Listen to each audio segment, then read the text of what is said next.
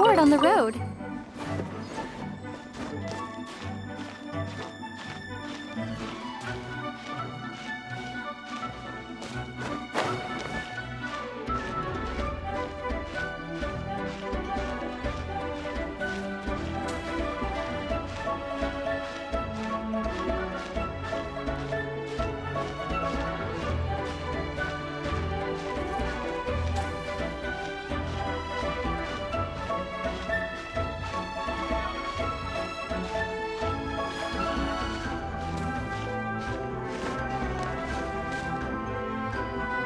Look up there! That's the Jade Chamber!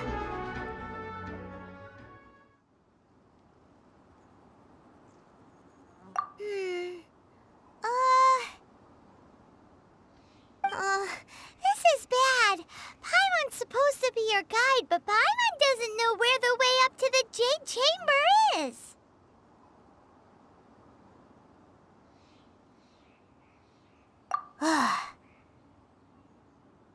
Well, since we want to go to the Jade Chamber, heading to its location on the map is the sensible thing to do.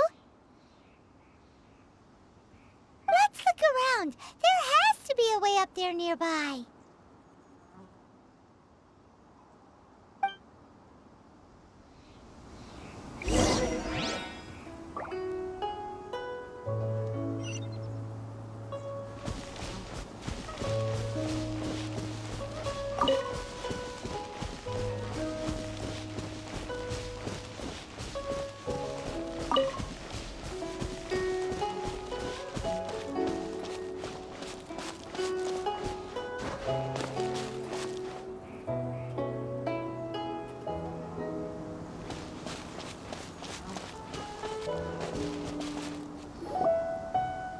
Hey, look! There's some sort of mechanism thingy. Since this is the right place, it must have something to do with the Jade Chamber. Yes, this must be the way.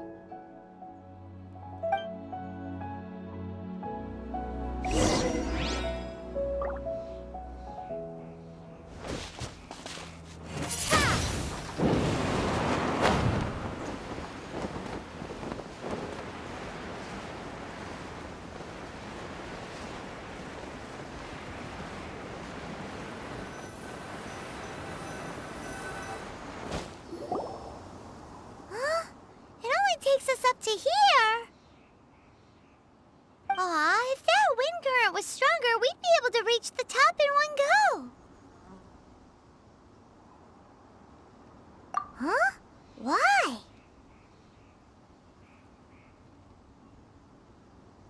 Or... Oh, Paimon gets it! If it was a secret, Ganyu wouldn't have let us try to find it ourselves, right? Alright, let's follow your plan. Then we can... Oh, hang on a moment. Look down there. Looks like we've gotten close to the Guizhong Ballista.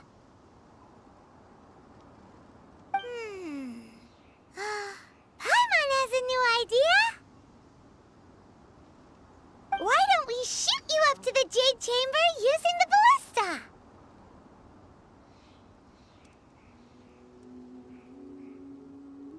Oh, right. This method does seem a bit unsafe.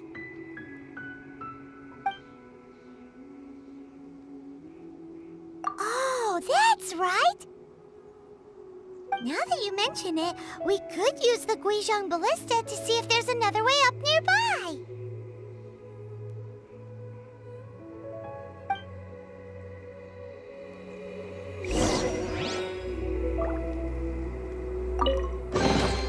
A reward on the road.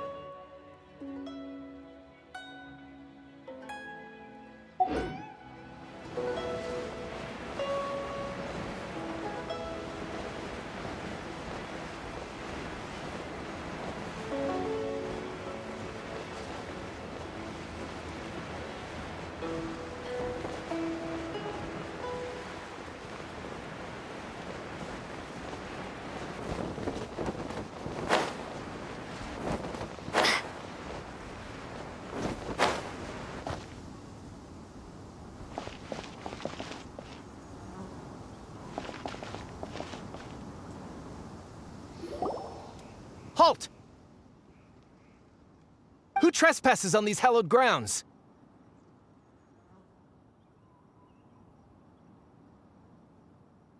Exactly. What are you talking about? We're invited guests. What makes you think you can treat us like this? No. Wait. Maybe this was Ningguang's plan all along. She pretended to invite us to the Jade Chamber, but set up a Millilith ambush here to arrest us.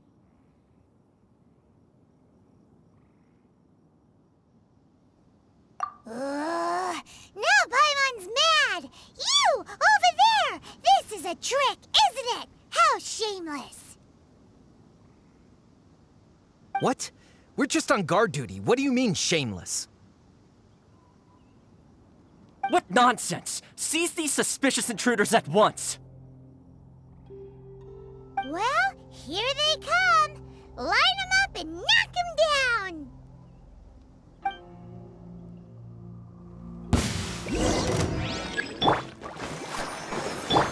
Dodge this! Don't get frostbite!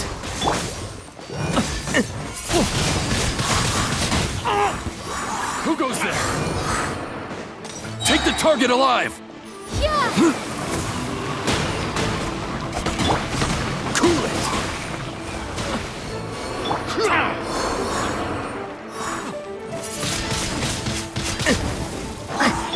Freeze!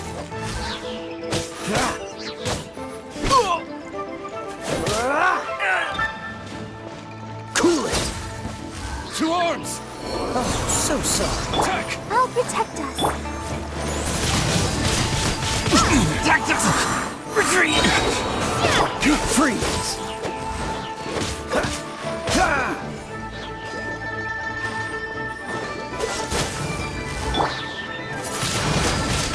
Windblade!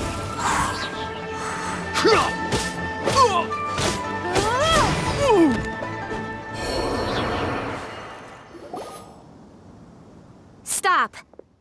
What's all this about? Lady Coaching, these two strange people suddenly appeared. They seem to have designs on the Guizhong ballista. Who are you calling strange?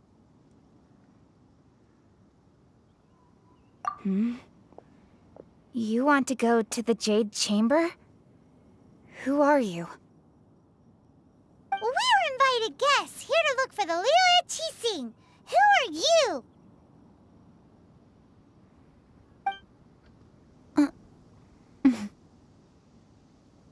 Well, as it happens, I am one of the Liu Qixing.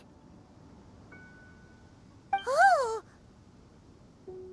I'm Kuching, the Yuheng of the Qixing. I know of you, traveler. You're Ningguang's guests, yes? Didn't expect to meet you here in the mountains. wow. Paimon didn't think we'd meet some super rich big shot out here in the middle of nowhere either. The Guizhong ballista in Tianheng Pass has long been in disrepair, and yet it was fixed in a single night. I came here to investigate that occurrence. These Millilith are just here to guard the scene, not to arrest anyone. So this was all a misunderstanding? Paimon never would have thought. Anyway, for a mortal to be able to repair an Adepti mechanism is quite the mystery, even to the Qixing.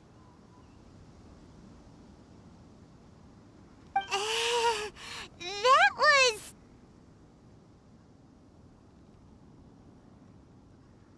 Huh? Oh, right. So, Lady Yuheng, might you have any idea why Lady Tianquan invited us to go to the Jade Chamber? Just call me Kuching. I'd say that Ningguang's purpose is to request that the savior of Mondstadt take a more neutral stance. Or at least, to not wholly side with the Adepti.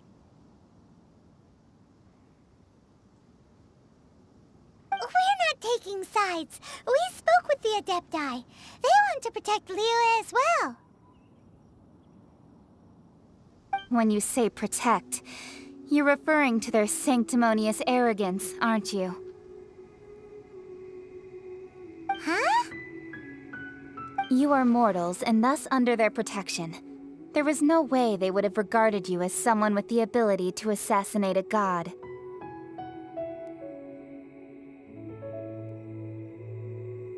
Naturally, they would also regard Ningguang's locking down the area, questioning the citizenry, and pursuit of the assassin to be pointless work. Perhaps they even wonder if there might be a cover-up. I'll say it like it is. They're underestimating us. Well, you've got a point there. Still, this is the first time Paimon's seen a person from Liyue who doesn't respect the gods or the Adepti. Should I respect the shallow sense of time and condescension to mortals that has caused them to delay in moving against us, Qixing?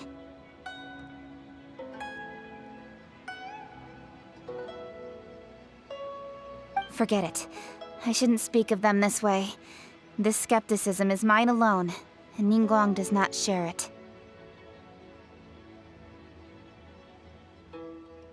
Either way, I will admit that the actions of the Adepti this time were quite restrained.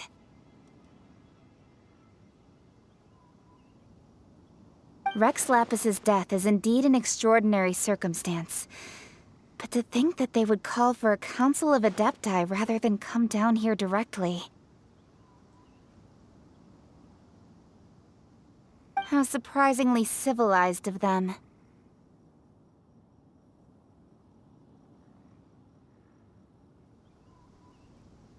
Well, for Ningguang, she would talk anything and everything out if she could. But I doubt we can do that here. The time of the Adepti has long passed. If even the Liyue Qixing don't want to face that truth, then what future is there for Liyue?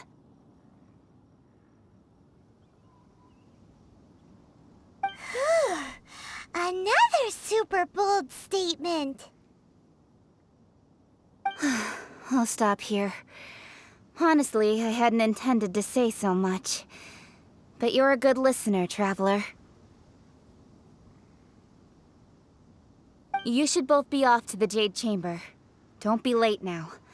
Ningguang's schedule is packed to the gills all the way till next year.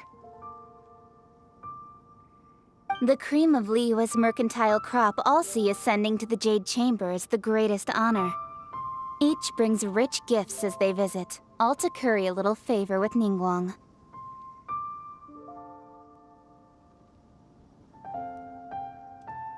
Favor?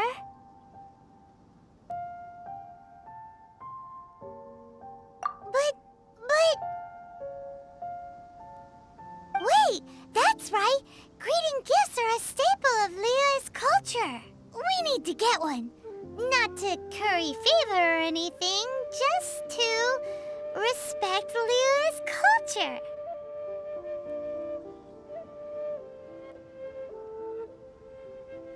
All right. You can decide on your greeting gift yourselves. Let me tell you how to get to the Jade Chamber first.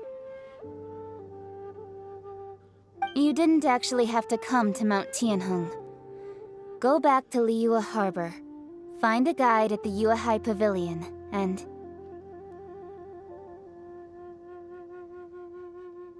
Well then. May we meet again, Traveler.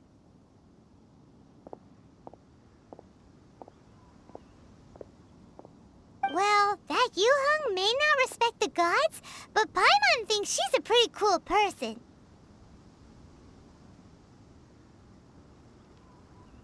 So, what should we give to Ningguang when we see her? Oh, right! Paimon dreamed of an amazing snack last night! Sugar-frosted slime! Paimon has a feeling that it would be perfect for a super rich person like Ningguang. Why don't we go with that for a gift?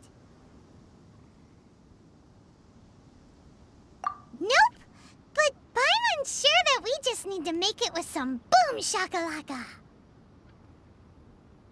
Let's go gather ingredients. Time waits for no one, and neither will our riches.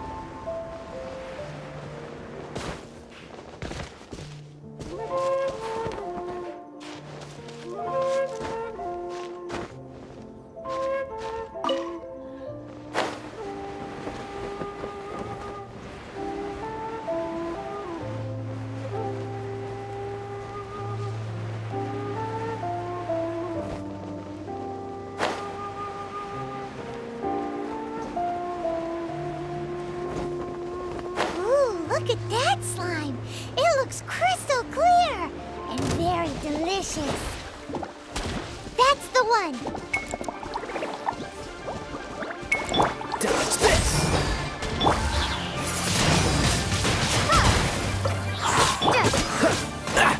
Cool it!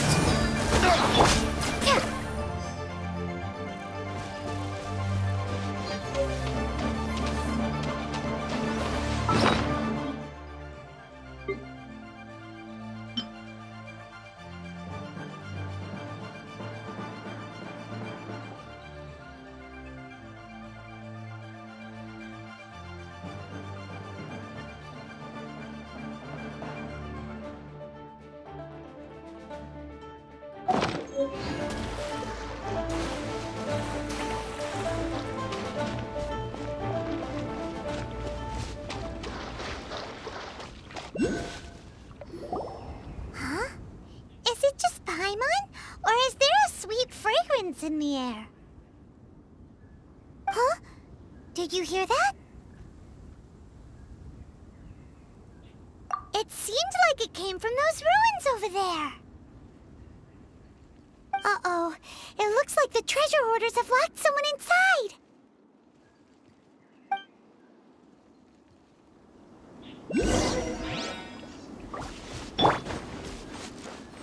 There's no end to this. Prepare to be blown away!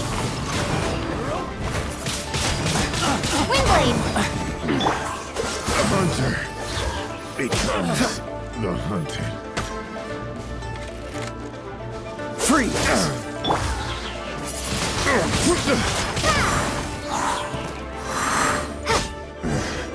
The hunter becomes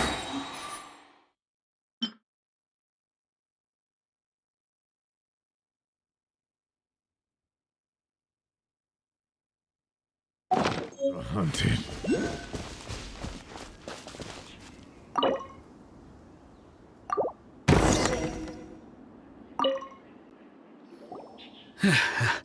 Thank you for your help, kind travelers. If you hadn't come to my aid, I surely would have rotted in this cell. Those treasure hoarders, when their mood was good, they'd rearrange those pots of sweet flowers. When they were in a bad mood, they'd rearrange my face.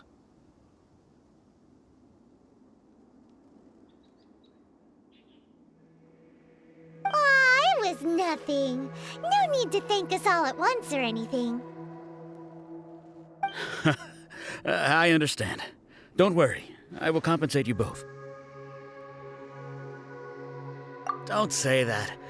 I only escaped this predicament because of you.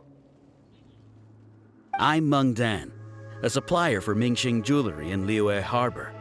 I often walk around these mountains in search of antiques. I never expected that those treasure hoarders would have their eyes on the same ruins that I had. Before I knew it, they'd caught and imprisoned me. Is there anything that you lack? Antiques, treasure, various knickknacks, you name it. Well, as long as you want what I have to offer, of course. Wait a moment. Actually, we are looking for something. Oh? And what might that be? Do you have a box that can store presents? We'd like a pretty one. The kind that you can use to store snacks. Of course we do. How can one sell antiques without gift boxes? At Mingxing Jewelry, we have the best gift wrapping service in the 7 nations. Now just give me a moment and I'll let the boss know. You can go see her whenever you require that box. Great! Paimon Sugar Frosted Slime now comes in a beautiful package.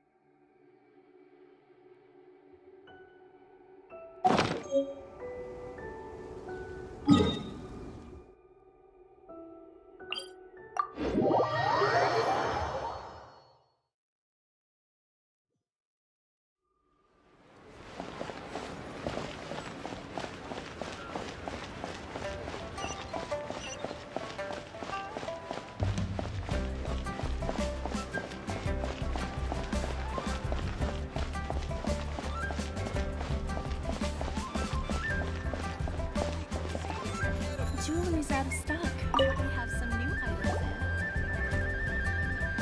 Hey there!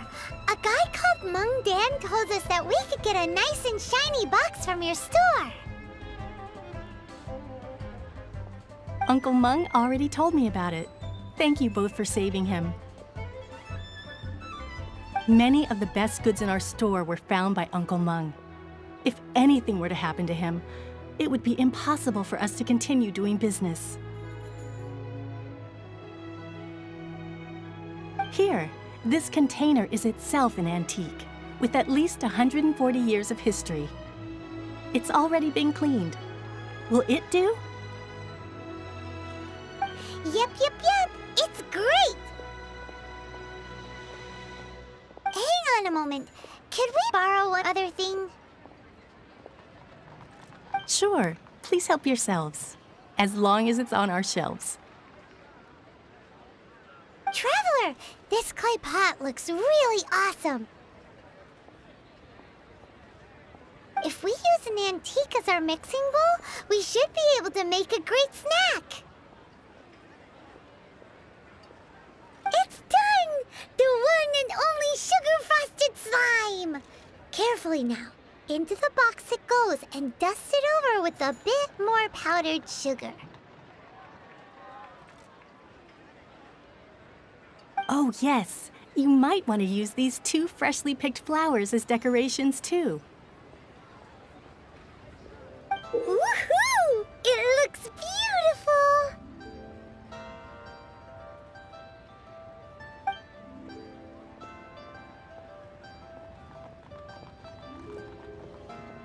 Great! Now that we've put all that we've got into this box, let's go to the Jade Chamber to see Ningguang.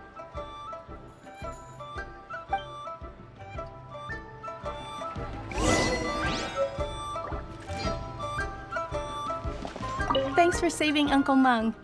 Please take care. Well now, time to clean that pot.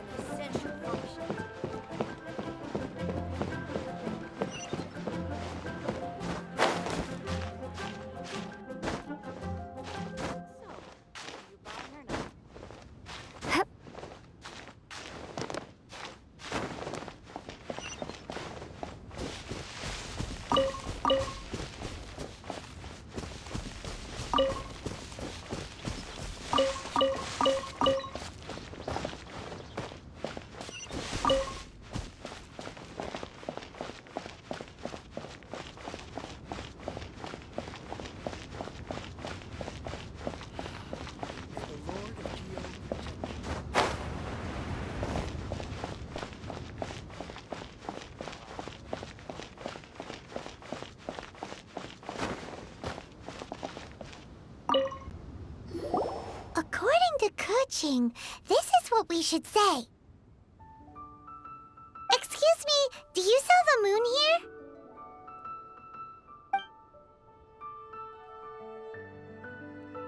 Yes. How many would you like?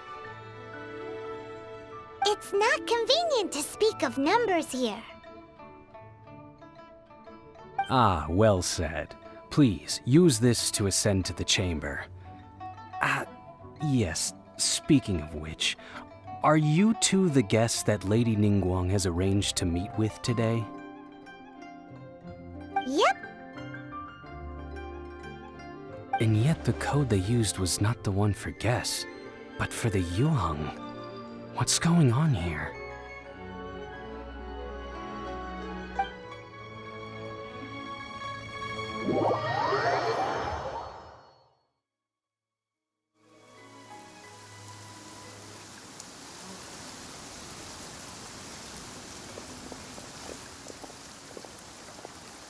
I've been waiting for you, returnee from Joyun Karst.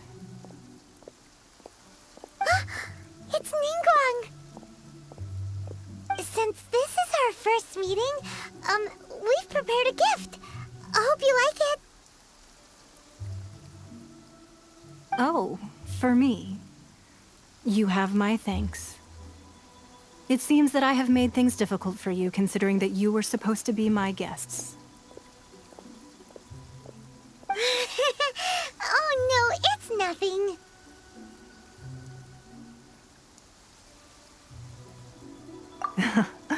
I'm glad you like it too. This palace floats in the skies, higher than the peak of any mountain. From this vantage point, one may survey all of Liyue. I have been gathering the funds necessary to build it from the time I began learning the merchant's craft. And since becoming the Tianquan, I have spared no effort in hiring the best craftsmen to constantly extend it.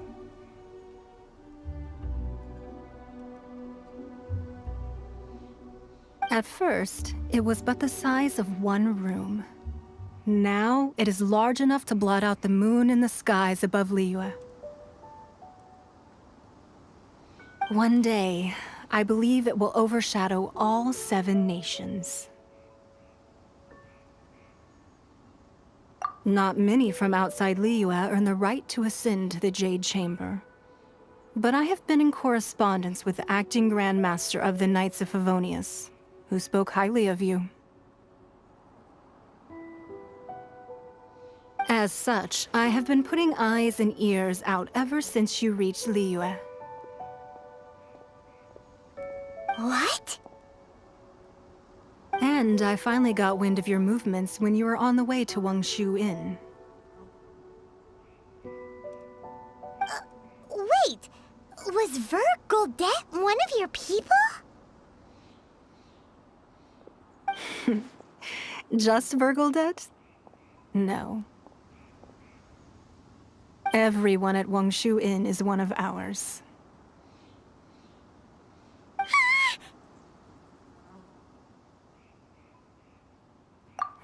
At the Guizhang Ballista, yes?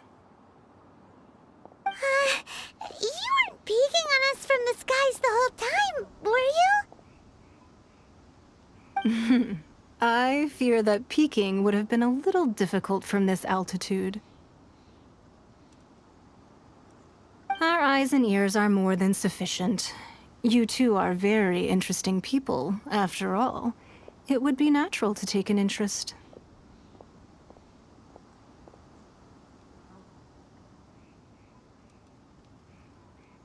Well, I wouldn't expect you to trust us, considering that you have had far more interactions with the Adepti. The reason I invited you here was to clear up some misunderstandings.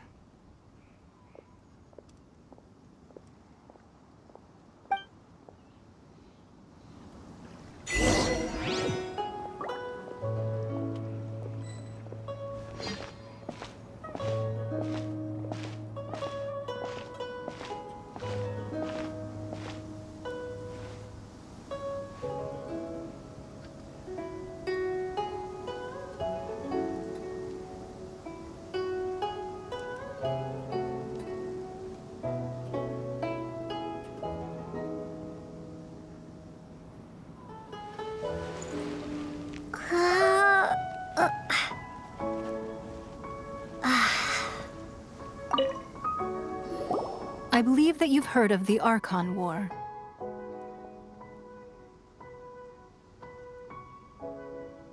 Many gods used to walk this earth, and many long wars were fought between them that did not abate until 2,000 years ago. Much blood was shed, and many lives were lost.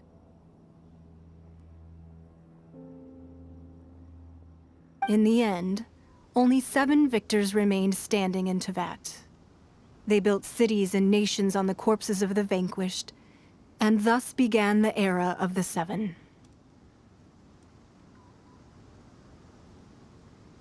You can see Goyun Stone Forest from here, I trust. It is no natural rock formation. Those are giant spears of rock hurled by Rex Lapis during the war. Beneath the spears lie those cast down by Rex Lapis in those days, gods that failed to seize the title of Archon.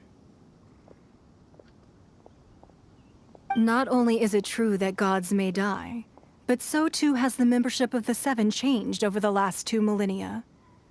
Rex Lapis's passing is an unimaginable disaster for Liyue, but the Order of the 7 will not collapse simply because of that.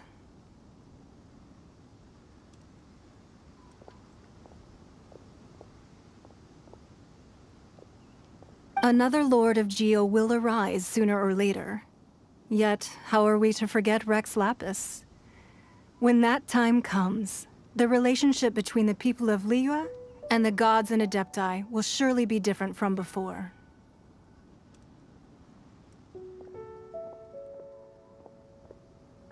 Even in a new era, the Liyue Qixing remain Rex Lapis's former subjects. Do you really think us capable of having played a part in his demise? Of lacking the foresight to see the certain repercussions?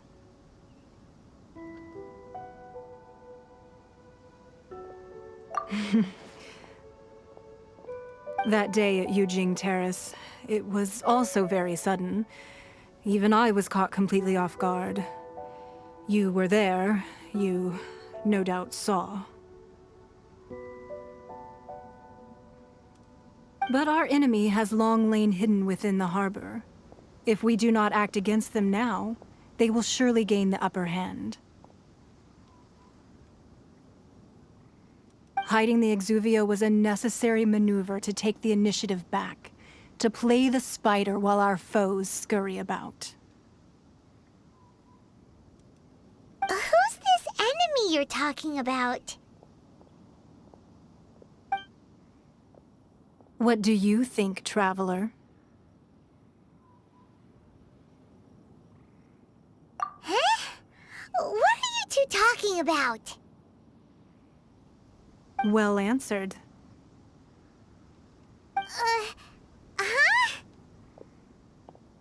The scenery out here is fine indeed, but the wind is a little strong. Our preparations to receive guests within are complete, so please, this way.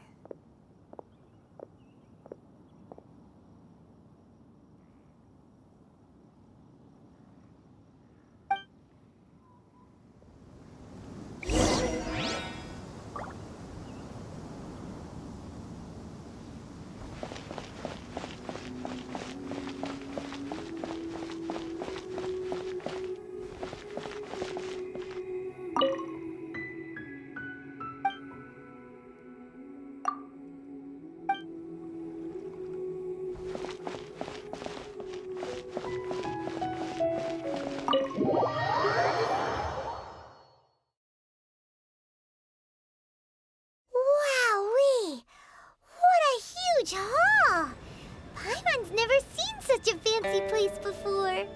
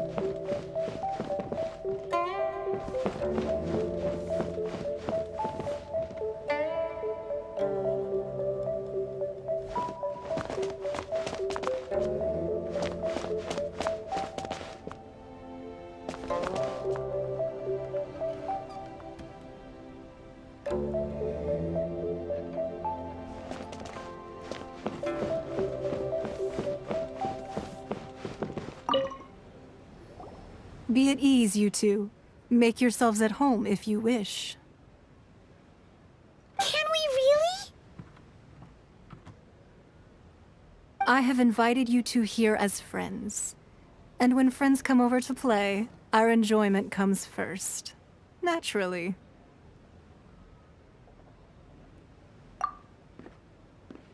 Ooh! Isn't this that legendary wall? Why, you've kept your ear to the ground, I see. That's because even the storytellers are talking about it. Everyone's after a piece of paper from that wall. It's super famous.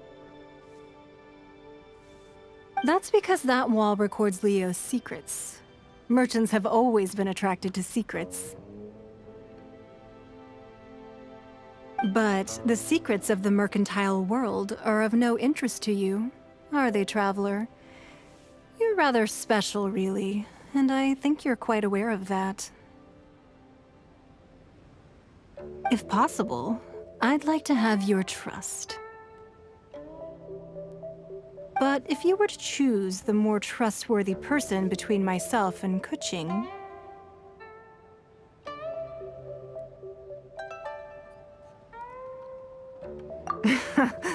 you'd pick Kuching? Nah, I had a feeling. I originally thought her a bit too hard-headed. With someone of her character on the Qixing, I've had some extra messes to clean up behind the scenes. But after she said those words, the time of the Adepti has long passed. If even the Liyue Qixing don't want to face that truth, then what future is there for Liyue? Well, I must say that quite a few of my doubts have been dispelled. I won't deny that Rex Lapis's passing seems advantageous to us. But, for Liyue's sake, we cannot allow ourselves to be shackled by rumors of our usurpation of power.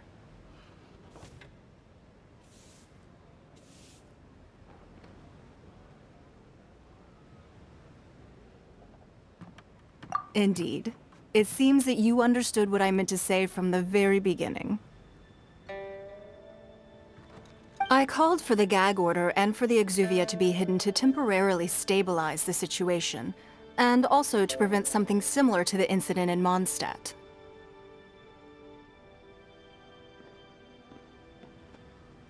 With Rex Lapis's death, the Fatui have busied themselves with many clandestine actions beyond their diplomatic remit.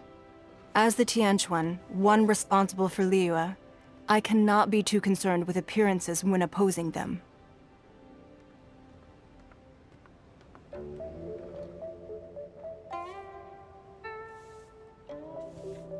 Allowing the rite of parting to take place was also meant to buy some time for us to take control of Liyue's administration. It's exactly as Zhongli said. The Qixing only provided the venue for the rite so they could use us for their own ends.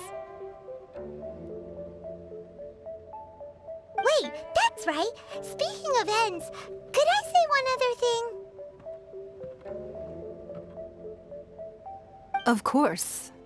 Paimon's heard that anyone who sends a greeting gift gets a little something in return. So, does that include us?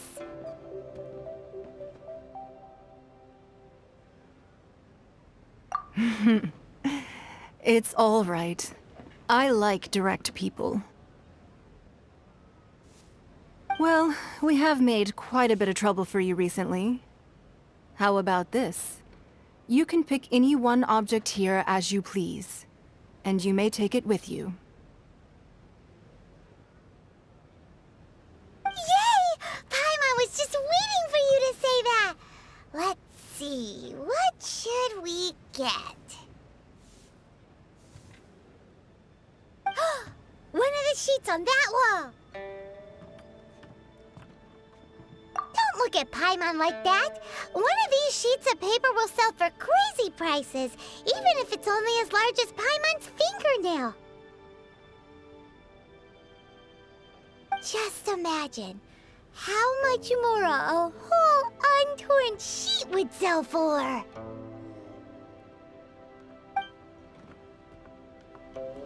Let's grab one! The biggest one! So, have you made your choice? You don't have to confirm it with me. Just choose one and take it. Afterwards, why not sit down for a while in the Jade Chamber? Or have a short stroll? Rest is also an integral part of any journey. Come now. There's no need to stand on ceremony. Loosen up a little.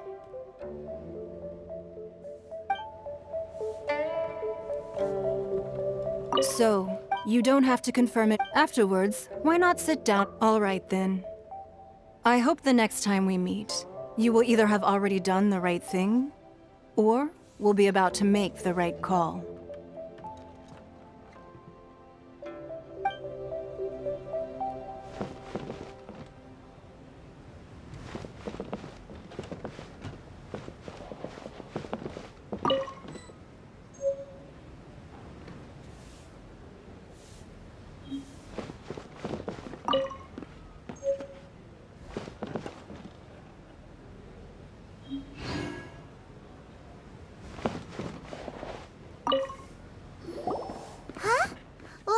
An easy search. The biggest sheet is right up there in the most obvious spot.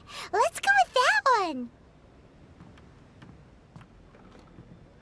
La la la la la. Let's see what's written on it. Huh? There's a place marked with a circle on here. Oh, could it be treasure? Whatever it is, it better make us filthy rich. Let's see what's written over here. Sigil of permission, something, Fatui, research, copy. Huh? Aw, that doesn't sound like treasure at all.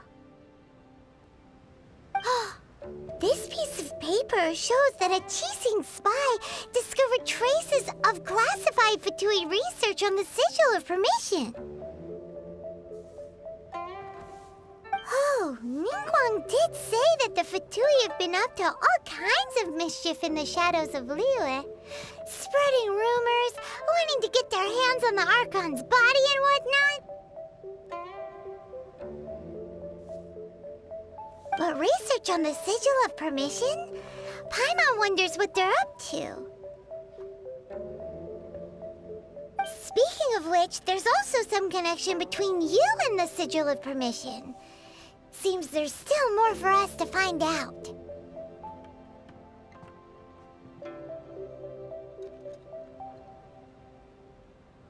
Oh, you really think so? Well, should we not go then? Oh, so you're saying that it's precisely because we can't completely trust Ningguang that we should confirm the truth of what she says for ourselves. That's way out of Paimon's league. Paimon thinks she's been nothing but good to us.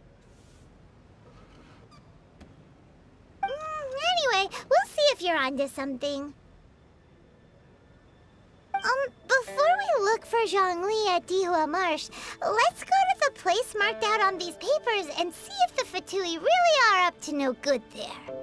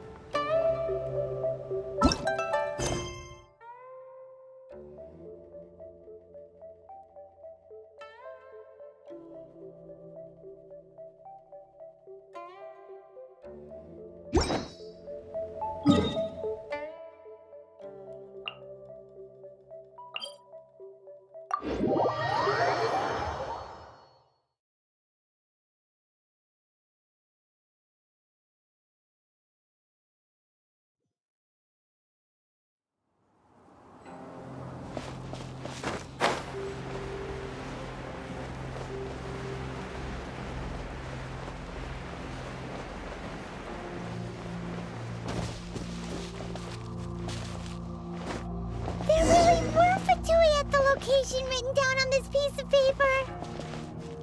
And they look really mad at us, too.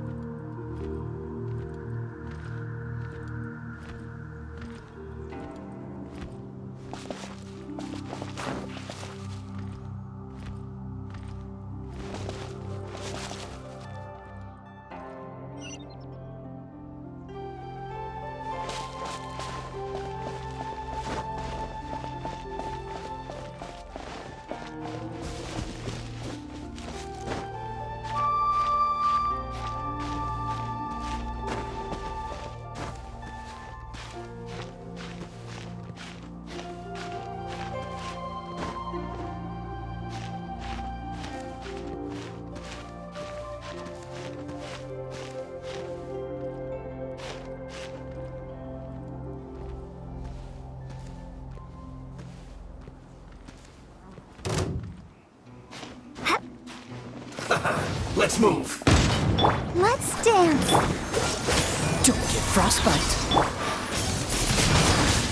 Windblade. Dodge this.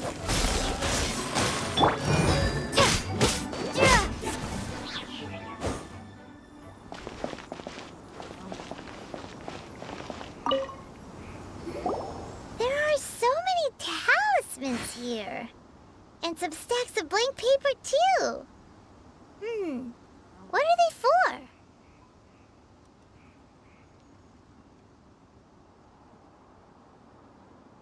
Paimon's seen this pattern before. But where? Oh, Paimon knows! It looks just like the sigil of permission the child gave you. But how did a relic of the Adepti end up in the hands of someone like Child? Suspicious. Oh, that's right. Cloud Retainer said that when the Lord of Geo created the Sigil of Permission, it wasn't to be used as some old relic.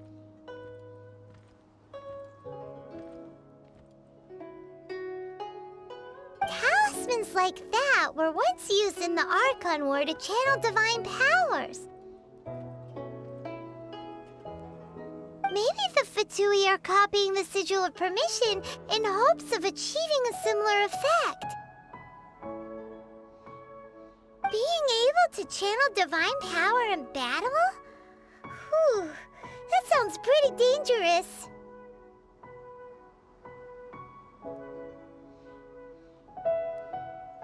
And the plot thickens.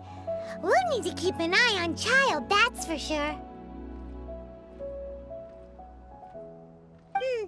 Alright, that's enough sticking around here. We gotta go meet up with Zhang Li soon. The last stop on our rite of parting preparations tour is Dihua Marsh. Let's go! Paimon hates being late.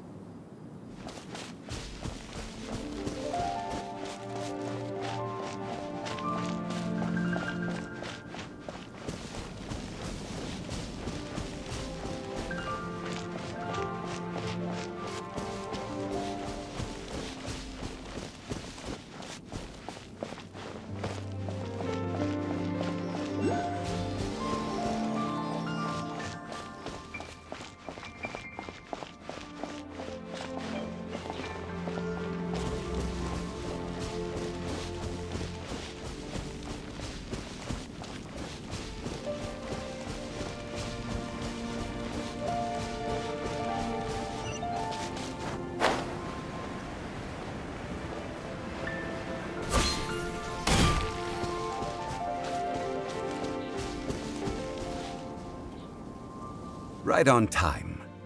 I myself only arrived moments ago. Did you enjoy your visit to the Jade Chamber?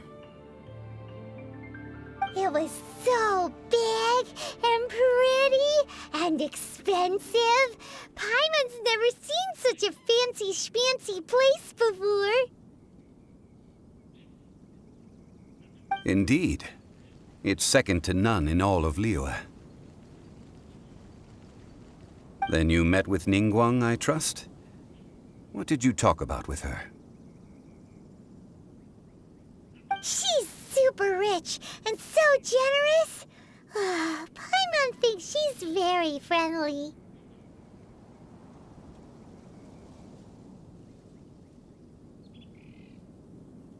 Yeah, her take on Ningguang is quite different from Paimon's.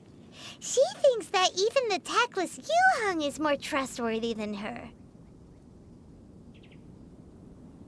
Oh, so you also met with Keqing then? What did she have to say? She said the time of the Adepti has long passed. If even the Liyue Qixing don't want to face that truth, then what future is there for Liyue?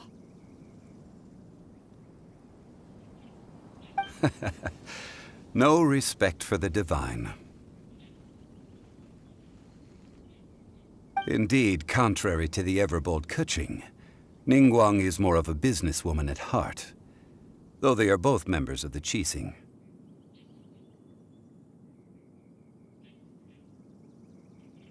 Although she's friendly, there's no way of clearly discerning her true intentions.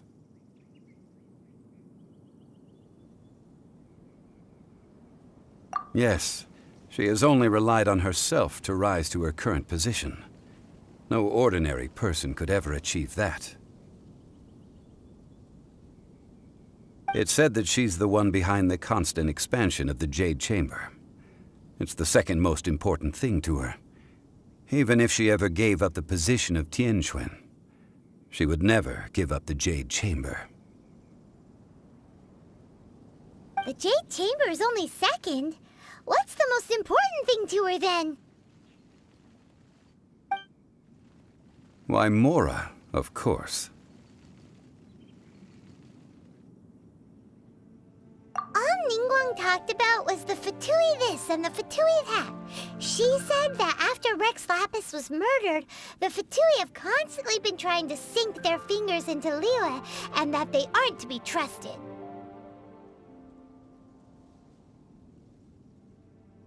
That is how the Fatui have always been. It doesn't surprise me in the least.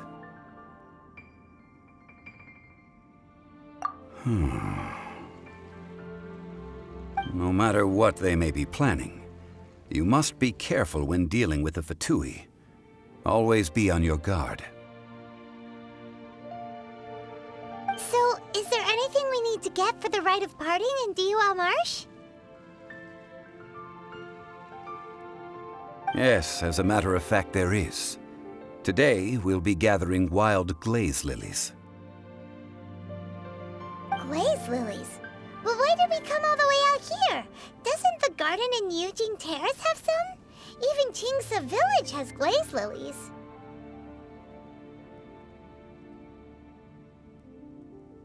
Oh, right! Paimon remembers that Madame Ping is always tending to flowers. Maybe we could ask her. No. Those lilies have all been gardened by people. They won't do it all. Dihua Marsh used to be full of glaze lilies. It is a sort of joyful flower that listens to human song. Before the Archon War, Dihua Marsh was all dry land and fertile soil. But the war caused landslides, and the land was flooded, turning it into the marsh you see now. Nearly all the glaze lilies were wiped out. Of course, there are some kinds of flowers that have been preserved and gardened by people in the city. But very few people know that glaze lilies may still be found in the wild. Wild glaze lilies have the strongest fragrance. If we want to follow the true tradition of the rite of parting, we must grind up the wild lilies and place the powder in a censer of everlasting incense.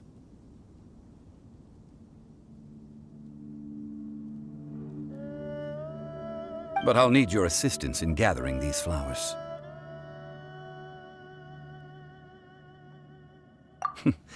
That's correct.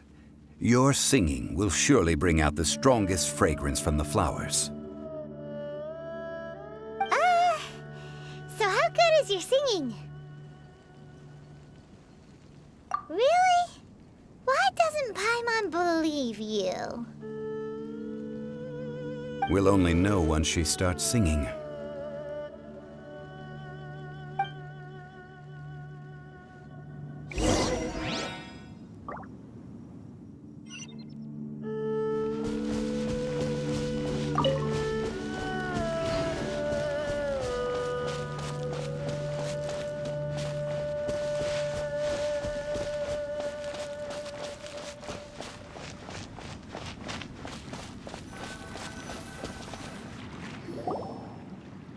It's time to sing, whenever you're ready.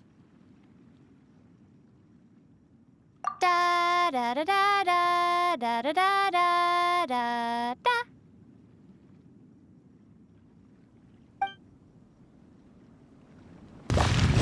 What happened? These flowers are jumping. They look really angry. Is it because you sang a song from Mondstadt that they don't understand here in Liyue?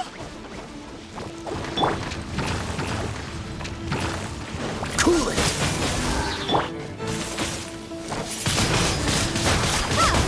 You're toast! Nice and spicy. Ha! Windblade.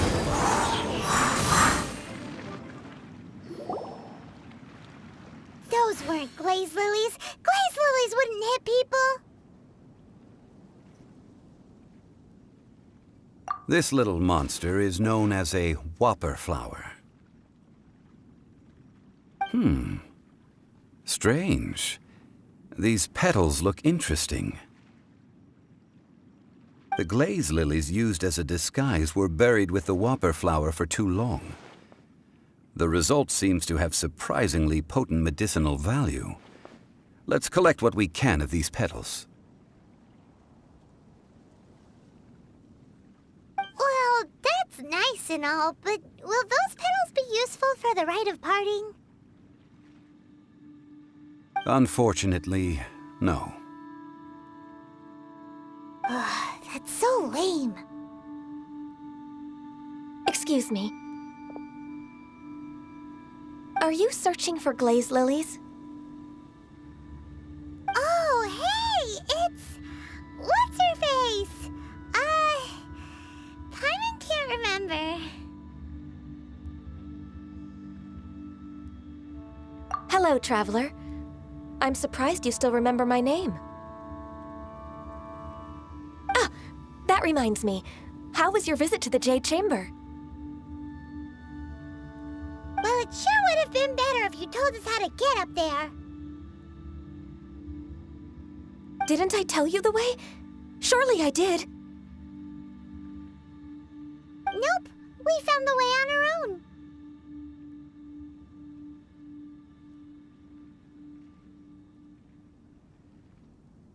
Oh, I see. Uh-oh. I guess I really did forget to tell them. Huh. Something seems a little off about Ganyu. She's acting different from the first time we met. Where's her serious attitude now? Ah, well, I met you at that time as an emissary of the Tianquan. But now, I am simply out on a stroll to see the flowers. You came all the way out here to see the flowers? Why not just enjoy the gardens of the city?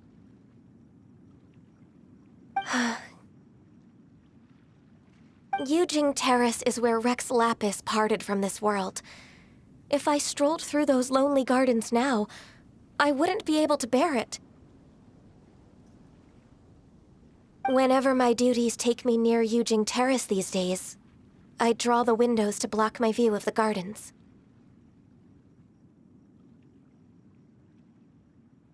Oh, sorry. We shouldn't have brought it up. No, it's quite all right. I just haven't processed my emotions yet. When the Archon War came to its end 2,000 years ago, the first iteration of the Seven would gather in Liyue and drink with Rex Lapis. But 5 of those original 7 had already passed before Rex Lapis. It's truly a changing of the guard.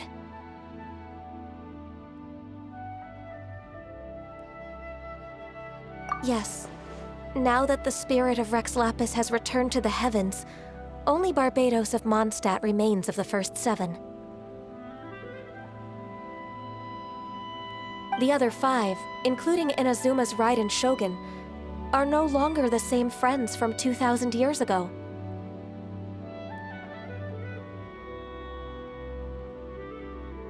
Of the current 7 Archons, the youngest is Sumeru's god of Dendro.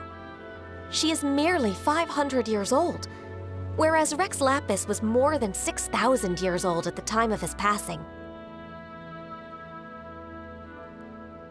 This means that Liyue had been under Rex Lapis's rule from the moment it was first founded 3,700 years ago.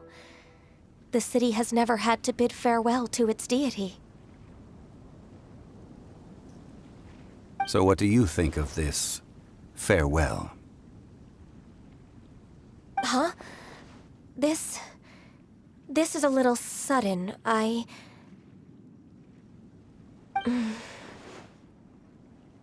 As a mortal, I've never dared to imagine a Liyue without Rex Lapis. But as an Adeptus, I think I will eventually come to grips with reality. Since Rex Lapis has passed, the time of Liyue's contract with the gods and Adepti has now reached its end. Huh? Did you just say, as an Adeptus? Yes, I am a mix of human and Chilean. Adeptus blood flows through my veins. I fought for Rex Lapis and the city of Liyue during the Archon War.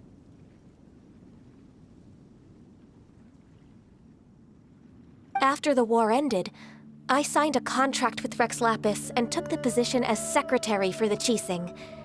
I've continued those duties to this very day.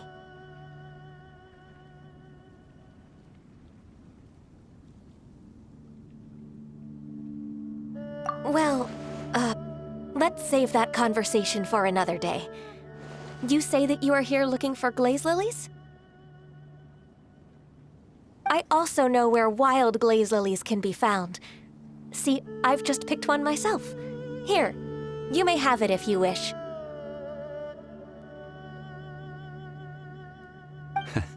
We dare not refuse it. Oh, so did you sing a song before you picked the lily? Indeed, I did. I know this tradition well. In fact, I sang a local Liyue ballad to it. Wow, so you really know your stuff, too. Thanks, Gunyu. No, it is you who I should be thanking. If not for this chance meeting, I never thought that I would be able to contribute to the upcoming farewell for our ancient lord. If you would excuse me, I should return to my work now. Good luck. And that just about does it. Our preparations for the rite of parting are mostly finished. Given the ease of picking glaze lilies, I think this was a fitting end to our tasks, in more ways than one. Yeah, Paimon can already imagine him starting a business in Liyue. I've had enough ventures in my life already.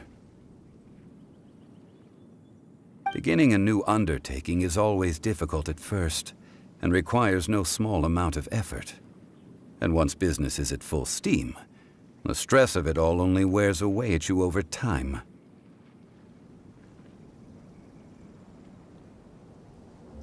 So you must be careful to take the time to step back and re-examine yourself. If left unchecked, the wear and tear on your heart may go well past mending.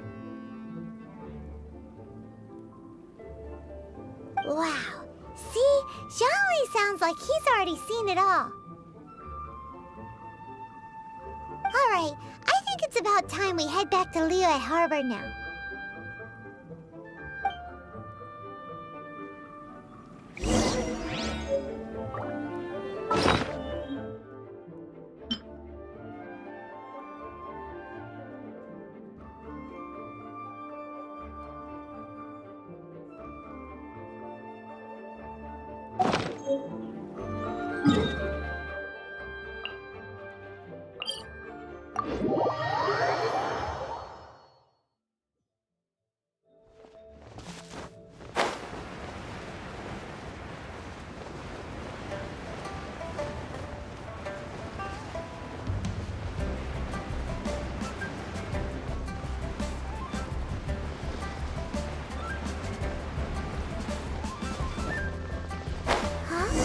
What happened? The city gate is swarming with Millilith and the Fatui? This atmosphere is highly abnormal. It seems as though something big has happened. We should ask around a little, just to be safe.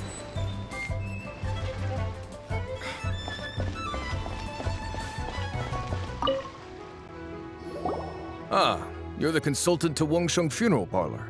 Mr. Zhongli, I presume. The Millilith are watching our every move now. These are desperate times. We mustn't act rashly. Desperate times? The Adepti of Joyun Karst are finally on the move. Do they intend to exercise force? Most likely. I've heard that some members of the Qixing have already gone to meet them. Well, I say meet, but it's more like they're attempting to stall the Adepti outside the city.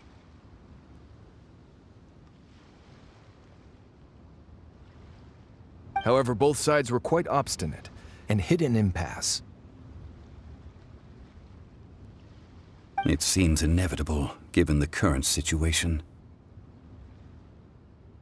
The Adepti do not acknowledge the Qixing. They only acknowledge the contracts of the Geo-Archon. If the two sides come to blows, Liyue Harbor will be in no position to stop them.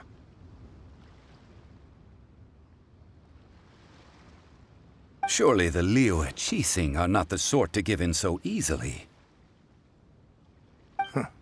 Their boneheadedness is known throughout the lands. Yet it's because of that obstinacy that mortals and Adepti are now on the verge of conflict. And what now? How is it that the Fatui have come under fire? That's all Ningguang's doing. She proclaimed that in these tumultuous times, the Millilith must rein in the actions of the Fatui. Only now do they want to start keeping tabs on us? That's the Qixing for you. Anyway, Mr. Zhongli, you're one of Child's close associates. Please understand that your actions will reflect on us. Don't let anyone catch you off guard. It looks like things are about to boil over in Liyue Harbor.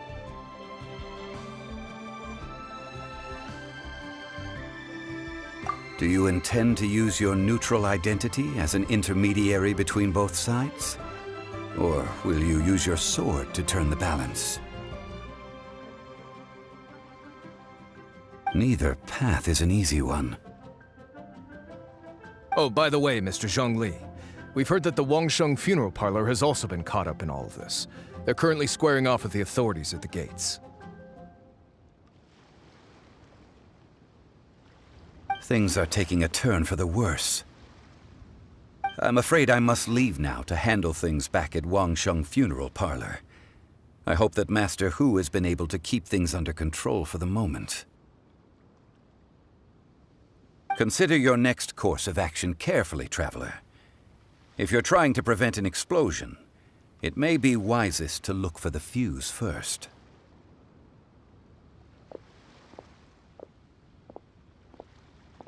Whew. Having connections with the Fatui seems to be quite the double-edged sword. So what does Zhongli mean by looking for the fuse? Oh, Paimon gets it!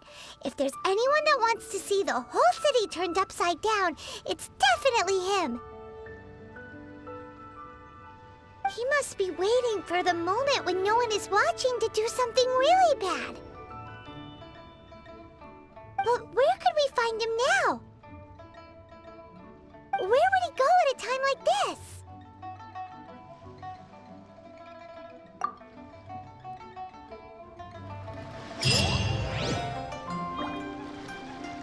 The Liyue Qixing. To think that they'd go for us Fatui the first chance they got. Once the Adepti send the Qixing packing, we'll just set up foreign relations with them instead.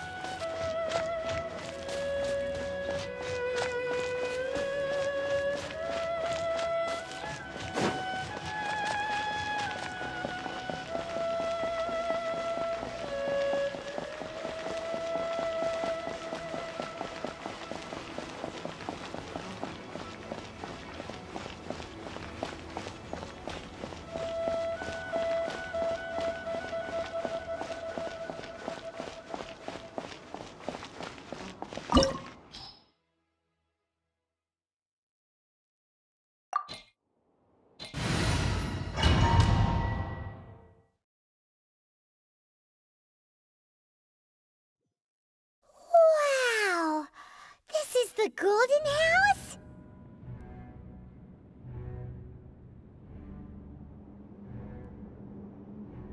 It looked impressive enough from the outside, but who would have guessed that it was even fancier on the inside?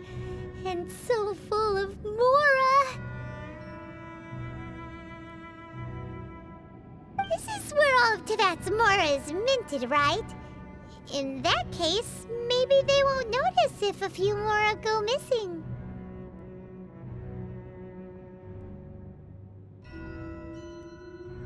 Oh, so it's a trap! Tricky, tricky. Good thing Paimon's got you here. But even if we can't take any, we can still have a closer look, right? Or better yet, take a nap on top of a mountain of Mora! It's like a dream come true!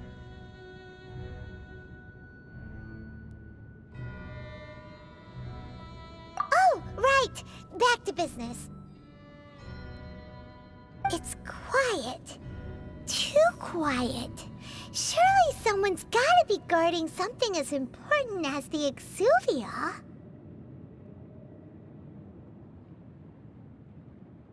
Huh? Look! What happened here? Uh-oh. Paimon smells trouble. Quick! We have to go make sure that the Exuvia is all right.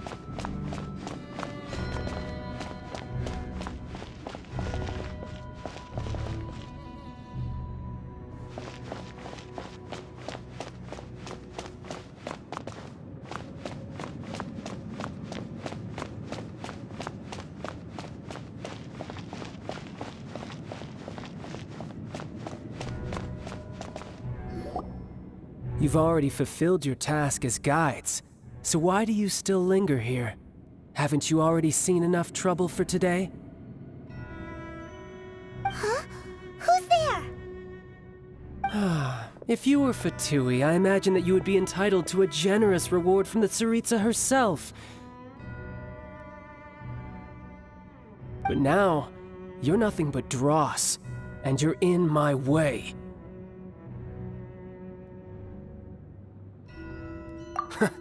Although I'm deeply grateful to you that I was able to effortlessly find this secret location, don't you think that trying to stop me now would just be wasted effort? Stopping the Mora Mints, hiding away the Exuvia. The Chising are really pulling out all the stops this time. So you've been planning to take the Gnosis from inside the Exuvia all along? As one of the 11 Fatui Harbingers, it's my duty to see the will of the Tsaritsa fulfilled. She will get that which she desires. I'm not asking for your blessing, and there's nothing you can do to stop me anyway. The time for discussion and diplomacy has already passed. I mean, if it were up to me, I would have skipped that stage to begin with. But I'm willing to do as the Tsaritsa deems fit. Either way, we now come to my favorite part. A simple pleasure, and one that I am oh so delighted to be sharing with you. The battle. Battle? So you're the type that goes looking for trouble, huh? You could say that.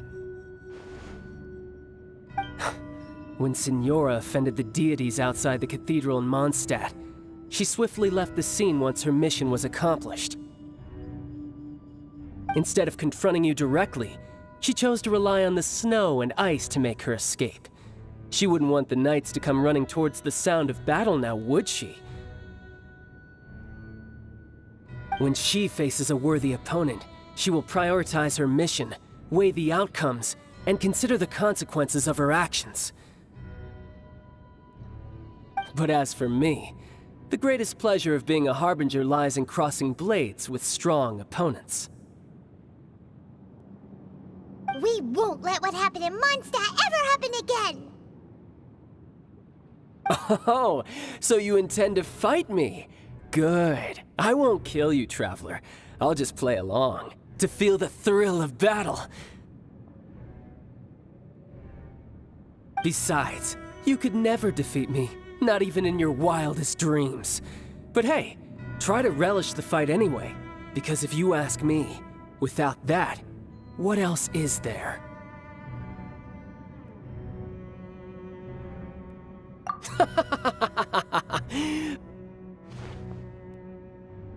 Fighting talk, I love it! Now let's see you live up to it.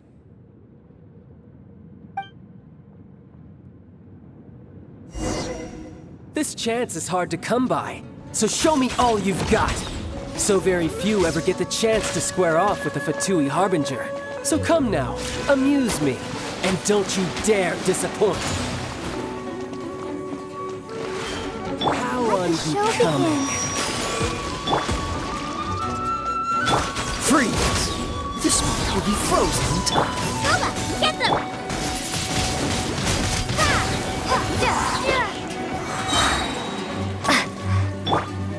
Cowering already?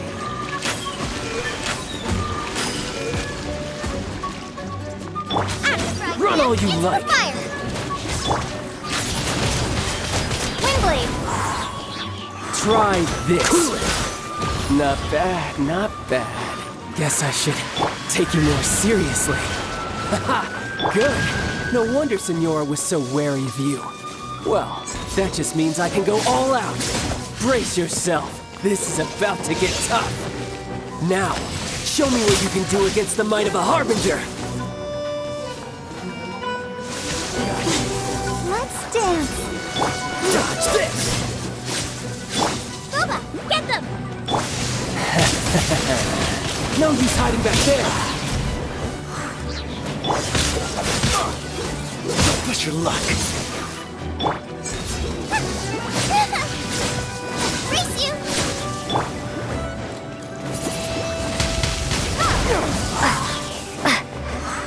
Cool it! Got you! I'll protect us. I'll crush you!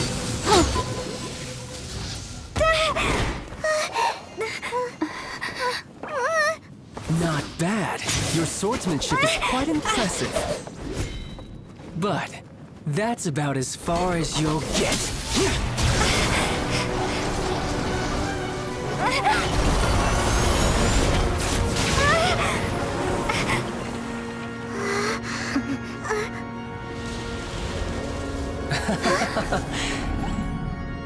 Didn't think you had that card hidden up your sleeve. You were just playing us to get close to the Exuvia! Oh, quiet down. Stop acting like some wide-eyed recruit. You've seen this world. You of all people should know. This should have been expected! Well then, I'll be taking Morax's Gnosis now! I see. Well, this is most unexpected. You beat me to it, didn't you?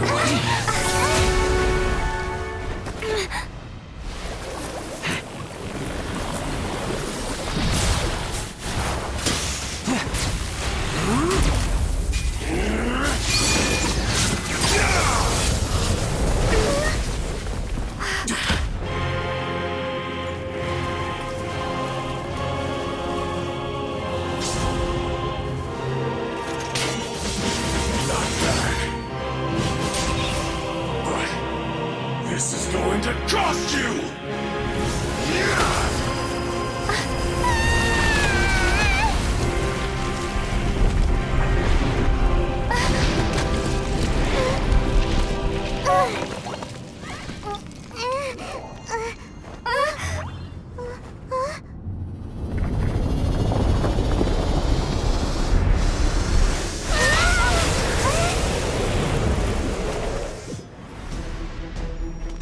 Let the show begin. You got to the Gnosis ahead of me, didn't you? Did you simply move faster? Or did you leak the information regarding the Golden House to me on purpose? No matter. Hand the Gnosis over, now! Don't make me take it from you! We didn't take it!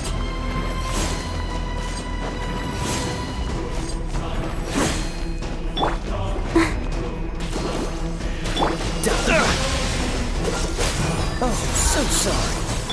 Nice and spicy. Let's dance. Cool it! Eat this!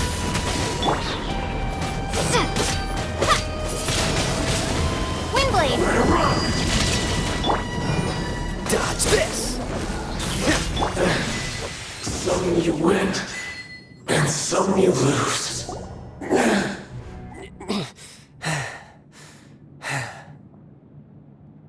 Look! Child's back to normal again. Well then, time to cool off. It seems the burden of the foul legacy transformation was too great for my body. I lacked the opportunity to think this through. And now that I consider the matter more carefully, you never had any chance of beating me to the Gnosis. You had no connection to the Gnosis, no matter where it had been taken. That's what we've been trying to tell you. We didn't take it. Your show of ability today far surpasses that of Signora's initial assessment of you in Mondstadt. Tell me, how could that be?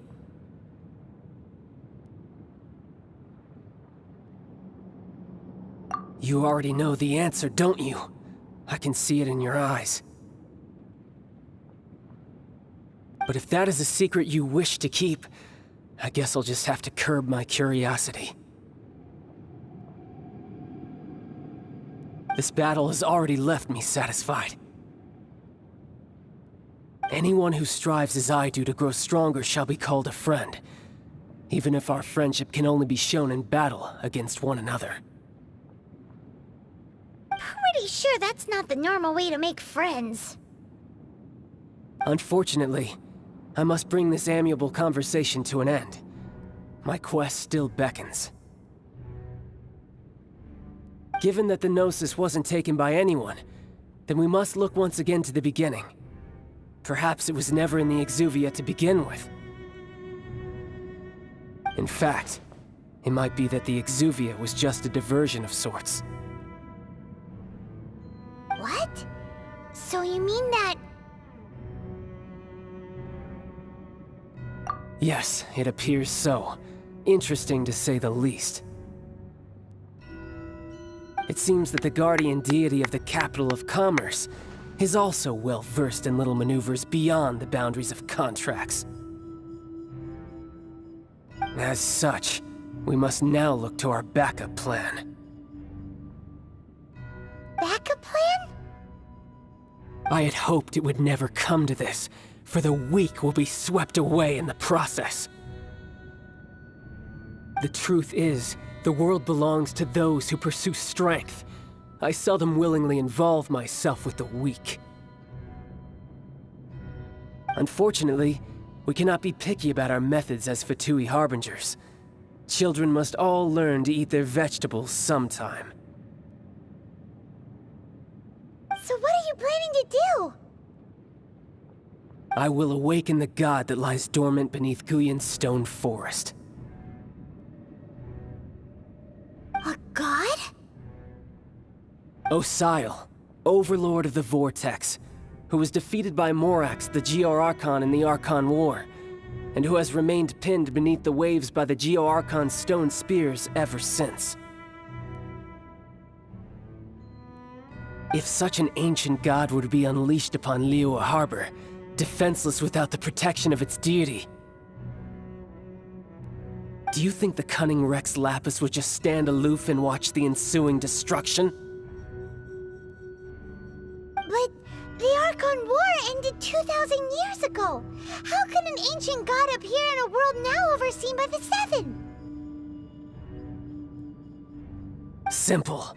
I've already prepared the means to awaken it. Hey, those are sigils of permission!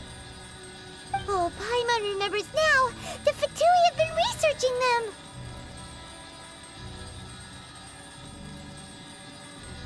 Indeed. The one that was given to you was just a byproduct of our research. With the power of so many sigils of permission concentrated in one place, along with that which was bestowed upon me as a harbinger by our Tsaritsa. Breaking the subduing might of the Geo-Archon spears for a time should be no obstacle. Using the powers of ancient gods in such a situation fails to interest me, and is largely against my principles. But knowing that such an action will not only force the Geo-Archon to show its hand, but you as well, that makes matters a little more intriguing.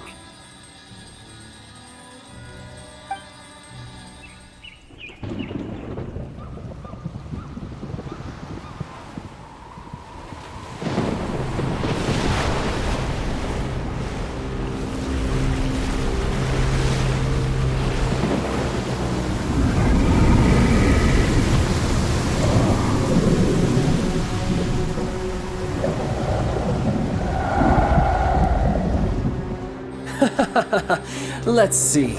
Will the nation that has lost its deity be swallowed up by an ancient malice once more? If you wish to drown together with the people of Liyue, you're free to stay and enjoy the show. Huh? He's already gone! That guy is fast! What's going on?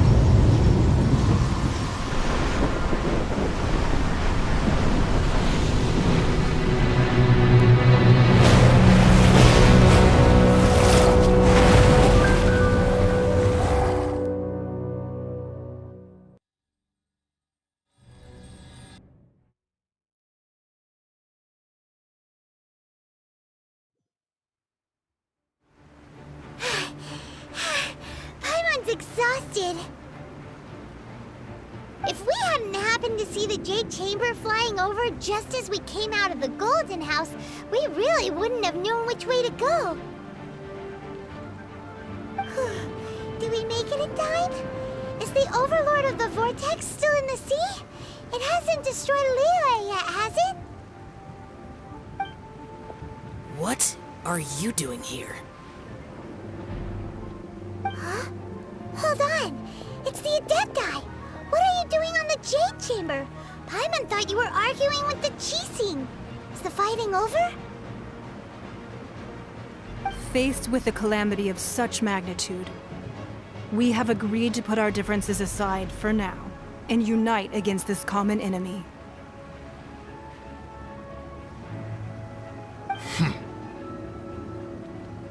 Oh, Paimon gets it.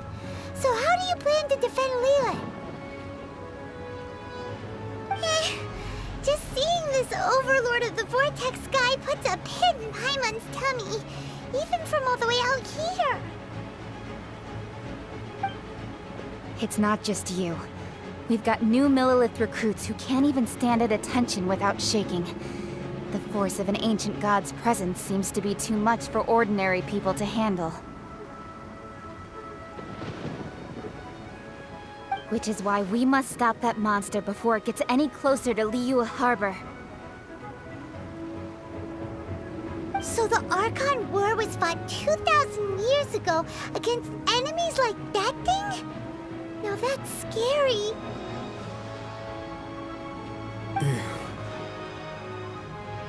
So will the power of the Qixing, Millelith, and Adepti gathered here be enough to stop that god?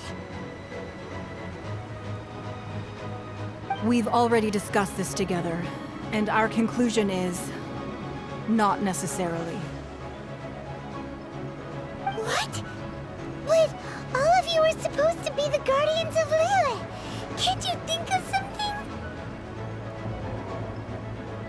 One certainly could.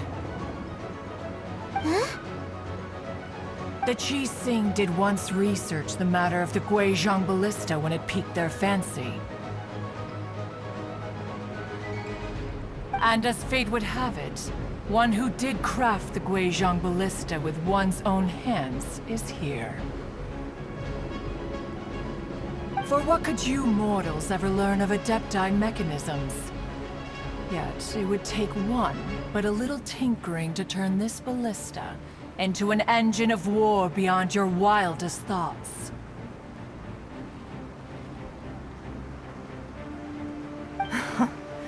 I suppose this is one blessing from the Adepti that we should be thankful for. So be it. We shall use the upgraded Guizhong Ballista to fight off that god. All the Adepti here can lend their strength to man it. We haven't a moment to spare. Our battle begins now. Yep.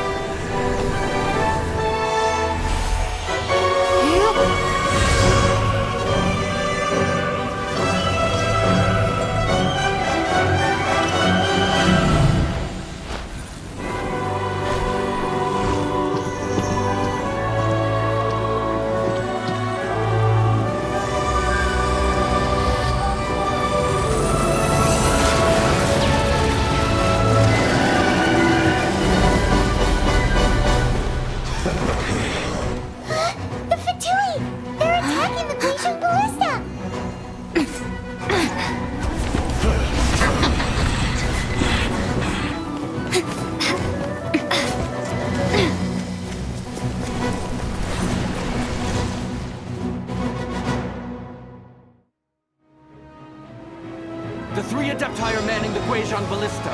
Do not let the Fatui disturb their work! All able Millilith, with me! Let's go help too! We Adepti have not faced a god in several millennia.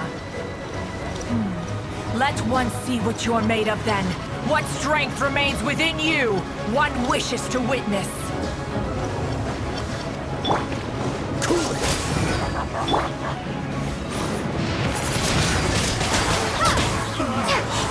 Looks like I went too far.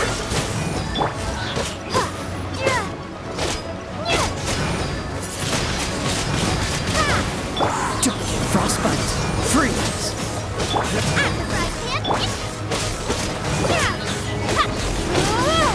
Windblade.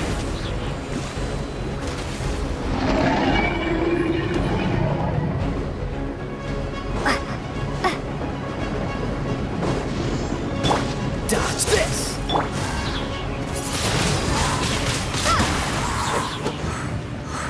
Freeze. That seemed to work.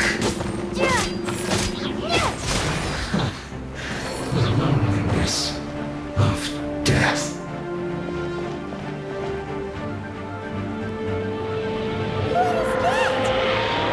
That is Osial's divine power. I am... Be careful not to get hit. Let the show begin. The Fatui! Their attacks are unrelenting! How daring. Snezhnai's diplomats will answer for this afterward.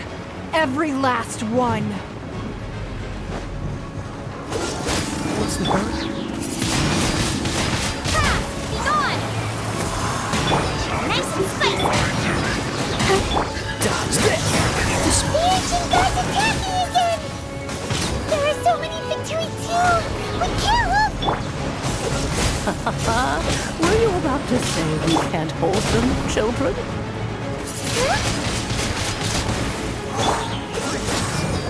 Don't lose heart. Take this.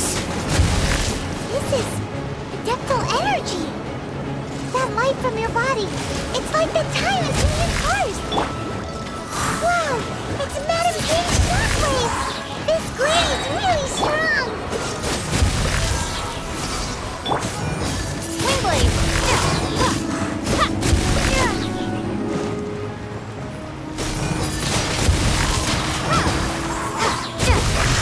I miscalculated.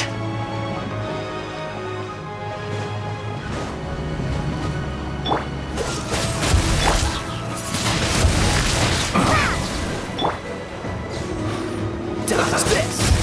What's the hurry? With the blood of the Chilean, I guard you against evil. Cast your fear of injury by the wayside and fight with all your might. I too did this during the Archon War. So this is what Ganyu's like in a fight! My name means swiftness. Take my power and run as I do.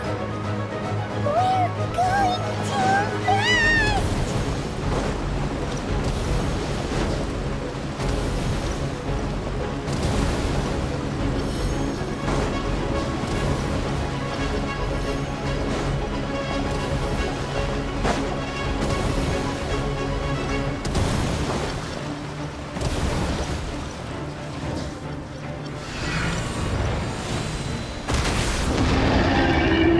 Child, you are strong in body and spirit. Perhaps you can withstand 3 forms of adeptal energy at once. This will hurt a little. Please bear with us. Once you've adapted, use that in battle.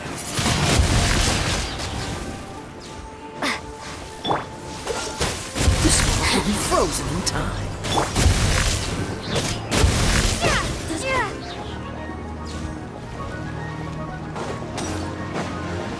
You're not going anywhere! Cold cut one! Refreshment! Let me amuse you. Oh, so sorry. Put your back into it! Wind Blade! Prepare to be blown. Exercise caution. I fear that the god's power has reached its peak. In other words, if we hold here, there's nothing worse to come, right?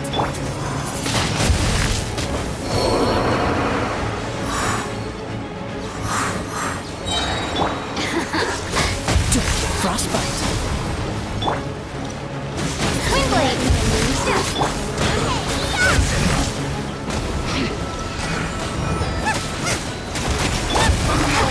I guess this is it. Shine.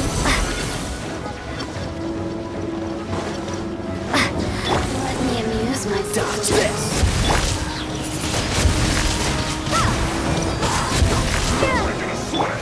Freeze. This one will be frozen. This should be fun!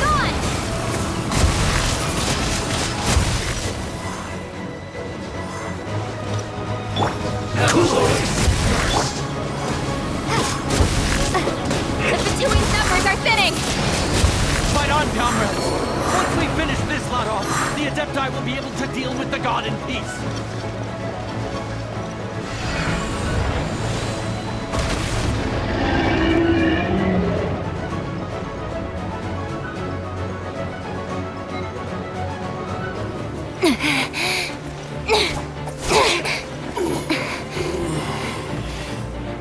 The interlopers are no more. Now we may commit ourselves fully.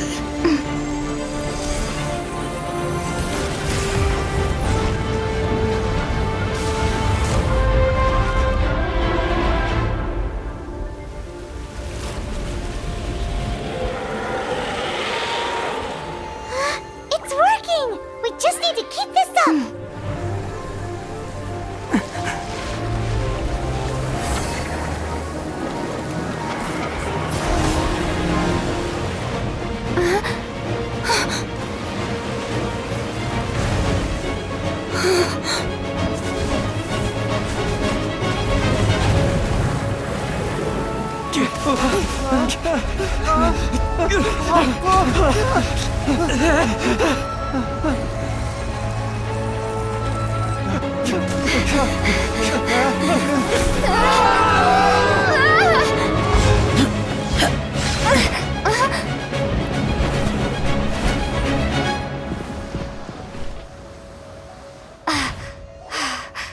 Be careful now.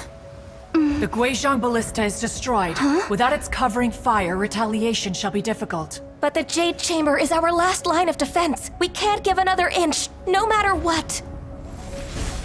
I have another idea. What do you mean, Lady Ningguang?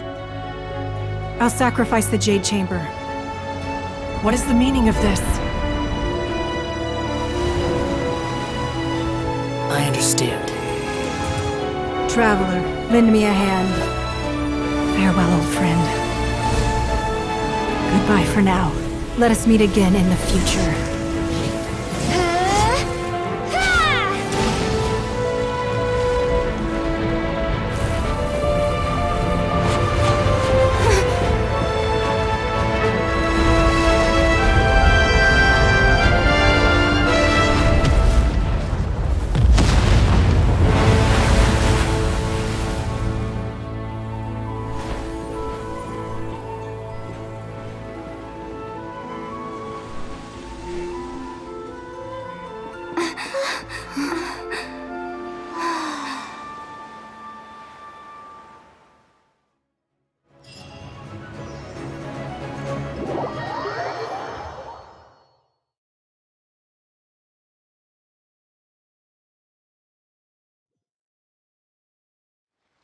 Is it finally over?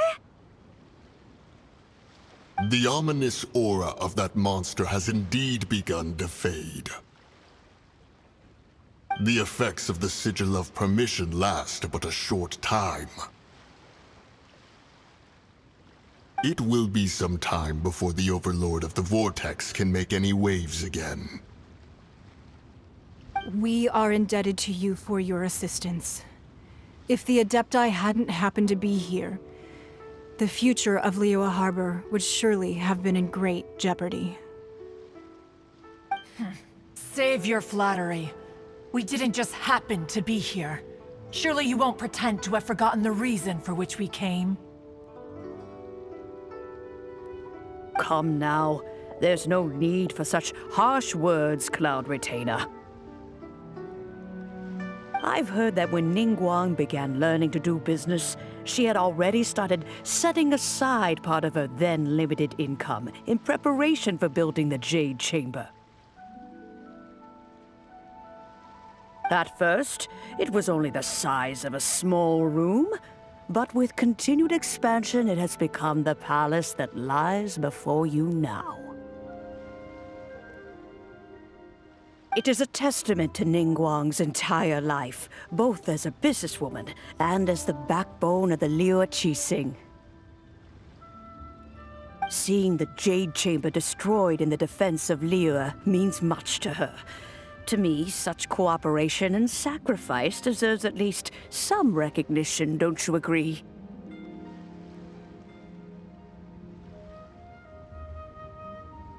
Well, I was really hoping you would say that such sacrifice could at least be used as some leverage in our negotiations.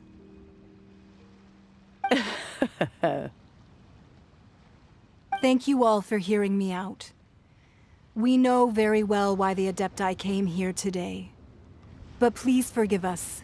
We cannot yield to your wishes.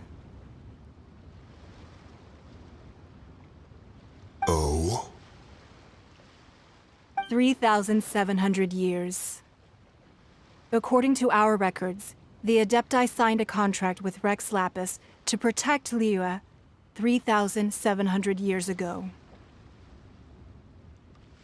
Even to this very day, Liyue and its lands have stood the test of time, immovable as stone, just as it was thousands of years before.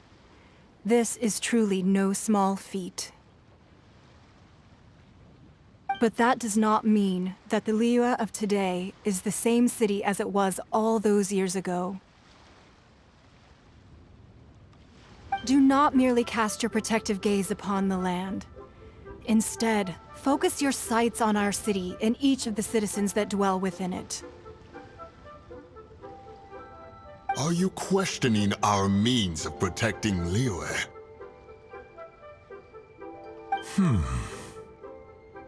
I mean no offense.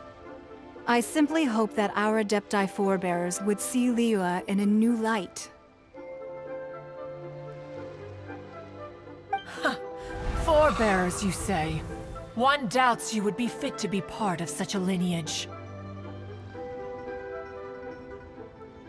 This morning, Rex Lapis appeared to me in a dream. What?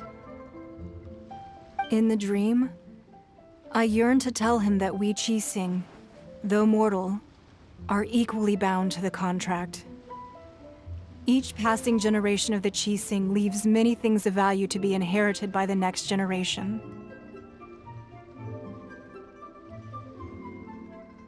I also thought to tell him how the past generations of Qixing had strove under his rule to survive in our mortal world, establishing a network of contracts which has since come to be known as trade.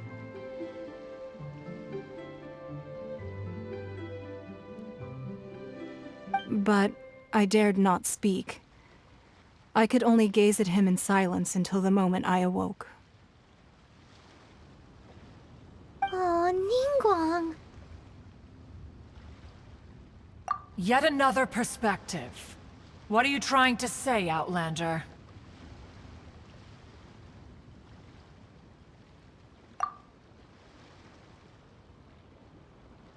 Right! That's something that happened in Mondstadt. It's a story about the Four Winds and the people of the Animal Archon. The Animal Archon sought to quell the strife between the two sides, because he believed that such conflict would only scar the hearts of both, and that nothing good would come of it.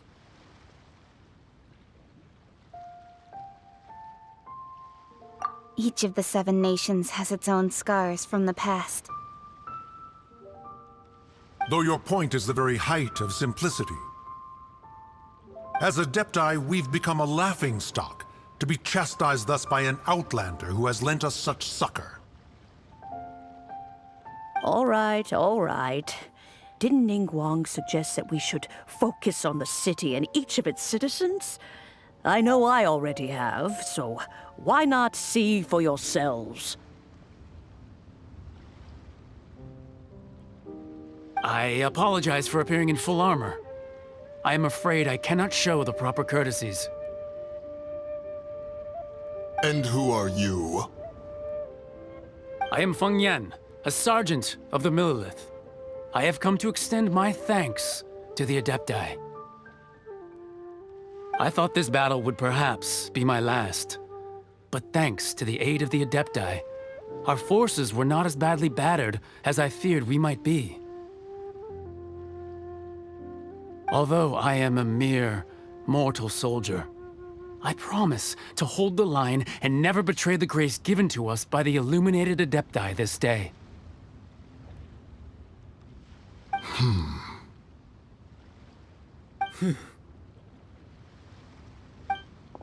Huh? Why does everyone look so down? Didn't we just beat that big monster? Weren't you frightened, dear?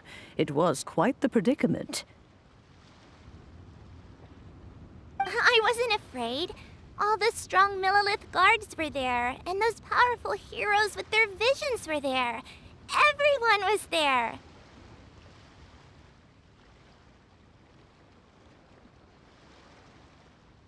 When danger is near, everyone always protects me. And the rest of the time, they make fun toys and tasty snacks and loads of things that make the harbor so pretty. Thanks for protecting Liyue Harbor. Please come visit us for the next lantern ride.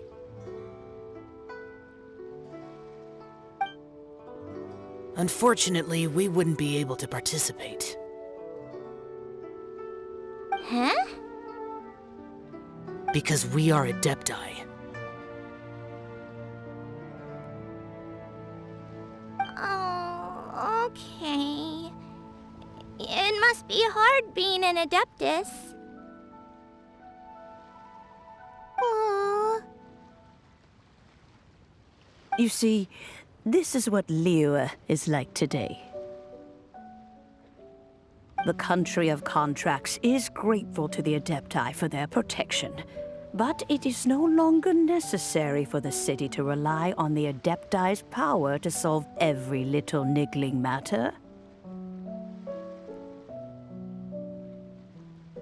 Although their blood is weak, there is still strength to be found in those we call mortals.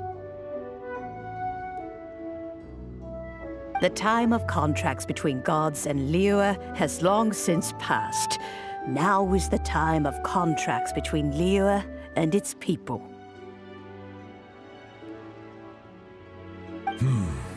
Seeing the port around us now, it is hard not to feel a bit out of place.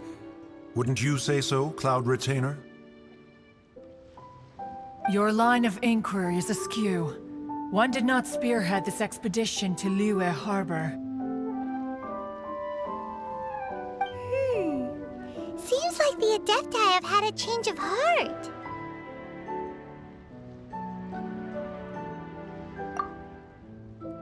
Let us return now. Eager to leave, Conqueror of Demons.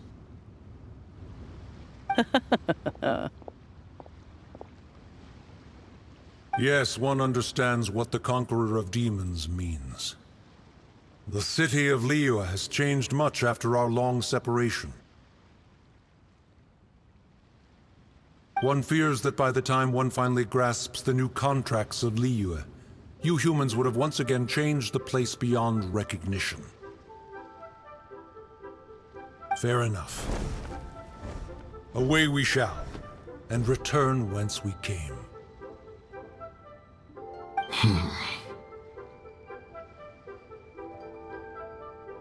Since we Adepti have consensus, then one shall persist no further.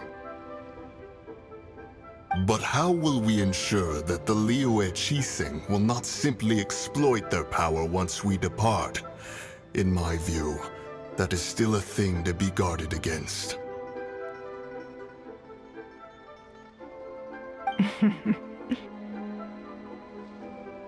All right, Mooncarver, you needn't worry. It seems to me that this right of supervision is best left to the people of Liyue.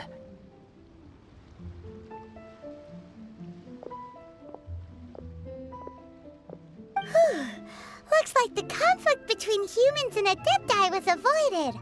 All's well that ends well, huh? Oh, right! It's nice that we've got peace and all, but we're forgetting one thing.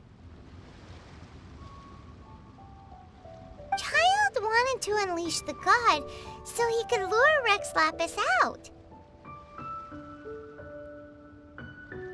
But we were able to handle the Overlord of the Vortex on our own, so Rex Lapis never showed up. Oh, and speaking of that, don't we still need to get to the bottom of that Archon's death, too?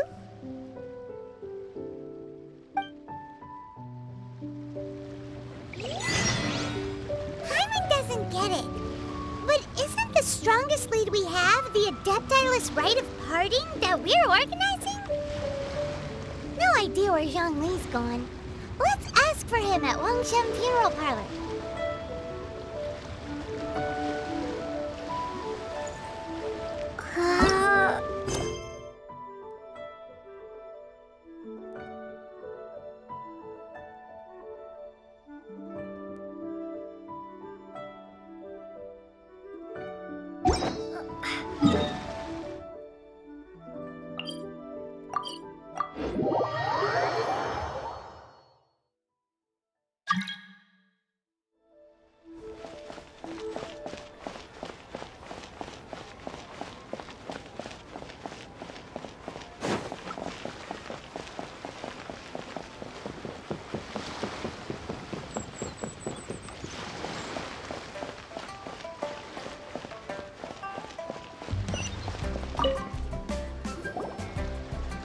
Is there anything I can do for you two? I'm afraid that Wangshen Funeral Parlor isn't in the best state to receive guests. We've come to see Zhongli. Could you please tell him we're here?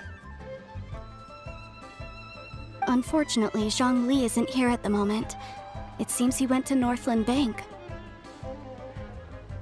Doesn't the Northland Bank belong to the Fatui? Last time we saw Zhongli was before we went to the Golden House. Do you think he doesn't know about the attack on Liyue? Visiting the Fatui at a time like this could only mean more trouble. We had better go and make sure that everything is okay.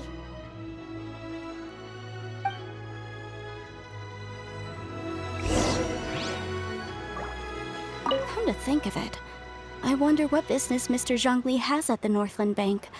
He didn't tell me either.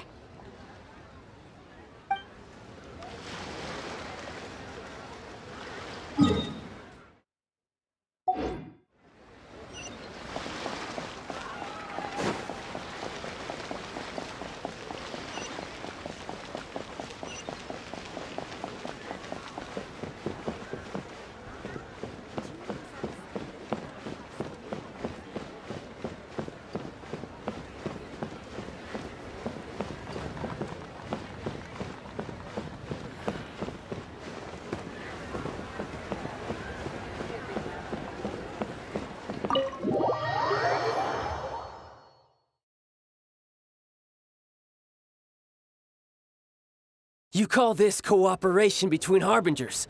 Cooperation involves communication, you know.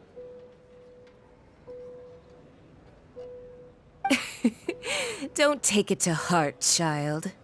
Besides, aren't you happy that you got to skip the formalities and bring chaos to the land?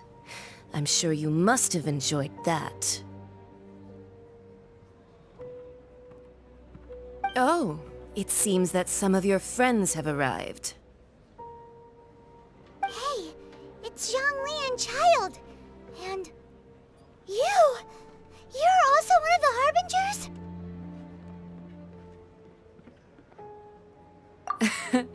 It's you two. I believe we've met once before. In the city of Bards, was it? I'm glad you still remember my name. Ah, right. I imagine that it must have been rather hard to forget watching helplessly as something precious was snatched away from your friend.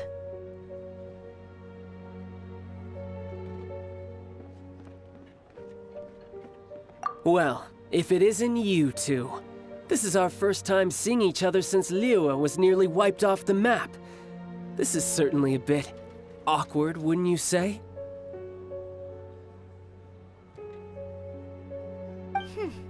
Paimon knew that we should never have trusted a Fatui Harbinger.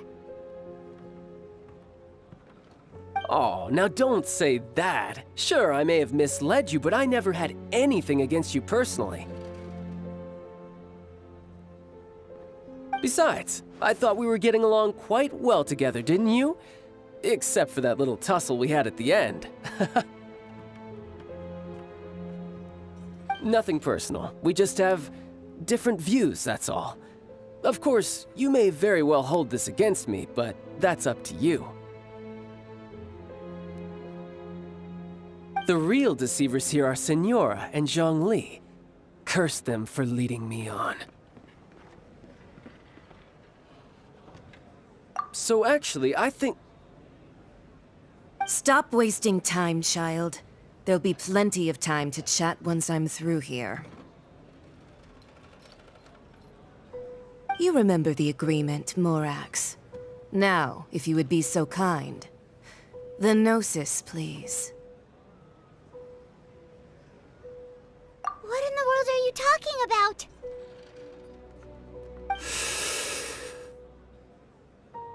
The contract is fulfilled. That which thou seeketh is now bestowed unto thee. For my promise is solid as stone.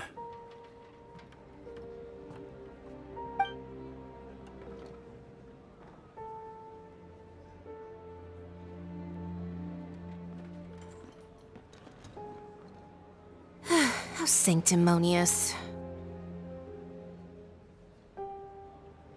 What?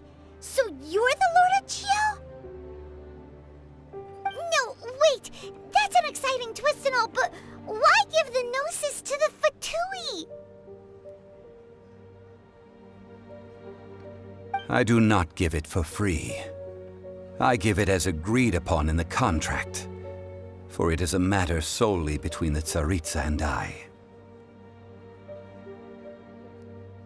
Yeah, you don't think you went a little bit too far with that whole fake death thing? Everyone was preparing the ceremony for you, and splat! This big dragon falls out of the sky, and all of Liyue goes into an uproar. Talk about a disaster.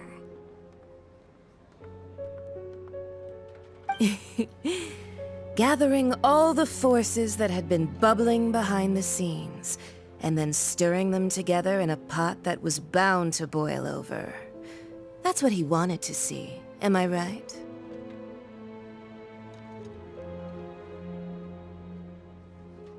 Wait, what? Perhaps it's best that I explain. As you know, I've dwelt upon this world for more than 6,000 years. It is now 3,700 years ago that I founded Liyue together with the Adepti. Even boulders that can withstand whirlpools will erode with the passing of time. I kept convincing myself that cracks had not begun to form, and that the end of my time had not yet come.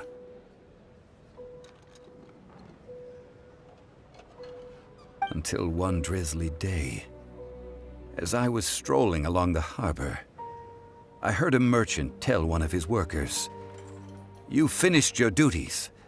Go ahead and call it a day." I stood motionless among the crowds, asking myself, have I already finished my duties? Oh, Zhongli. But as I began to consider relinquishing my divine role, I soon discovered that many reasons still remained to not hastily depart. Was Liyue, the city I had dwelt in for so long, already prepared to enter its next age? I decided that a test was needed in order to reveal the answer. So I feigned my own death, and gathered the cast of Child, the Adepti, and the Liyue Qixing to play their roles together on the stage that was Liyue.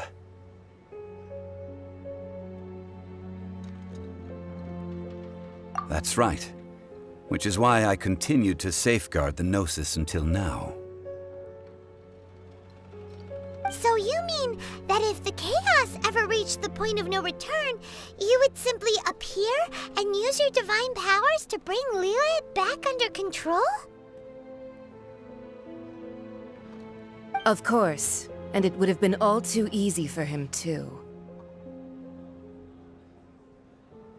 Just as a child quickly matures after losing their parents, so has Liyue matured when faced with the death of its deity. In the end, the resolution to all that has transpired was even more satisfactory than I could have hoped for. Take the Adepti, for instance. Owing to their years of seclusion, they were the least informed. Yet when faced with a crisis, they commendably showed the greatest amount of restraint possible. Not only did they manage to cooperate with the Qixing, but in the end, they even made efforts to understand the hearts of the people. Credit is also due to Signora, the emissary dispatched by the Cryo-Archon to fulfill our contract. At my request, she kept everything she knew in strict confidence. This despite the eavesdropping ears of her colleague, Child. This meant I could remain as Zhongli, even having the chance to fulfill the age-old traditions of Liyue in this mortal form. Thank you for joining me on this journey, traveler. All of these things turned out as I had planned. There is only one thing that I had not anticipated, and that was the conduct of the Liyue Qixing. I had expected them to do no more than the Adepti, to come to the defense of Liyue. But when all was said and done, they seized the opportunity to supplant Liyue's divine protectors, and used the subsequent power vacuum left by my death to quickly gain complete control of Liyue. Huh? That doesn't sound good at all! Ha! On the contrary, I think it is excellent. I had always feared that it was too soon for them to take over from me. And it was also that which I longed for the most. As such, this is the best parting gift anyone could have given this god of old.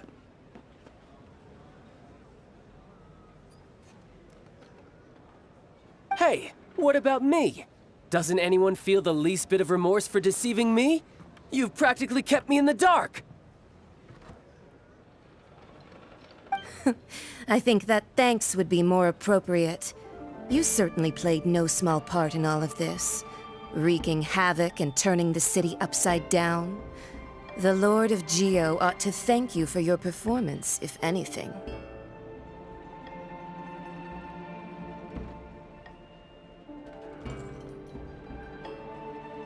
If you hadn't created the pressure of a battle between mortals, adepti, and a god, the lump of coal resting in the hands of the Geo-Archon, Liyue, would never have been able to become a dazzling diamond of a city.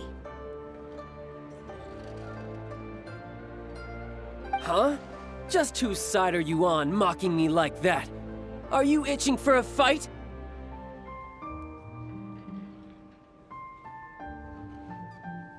Be that as it may, you've come out of this as the hero of Liyue. I, on the other hand, will be forever prescribed as a disturber of the peace, no? Well then, with the Gnosis in my possession, I have no use for such idle chatter. We should return to Zapoljarny Palace and seek an audience with Her Majesty, the Tsaritsa. Come, child. Fine. I'll meet you there later. I'm not sharing a boat with the likes of you. Do as you wish.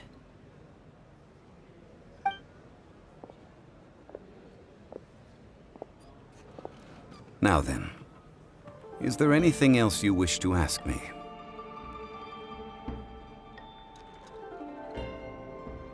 Right!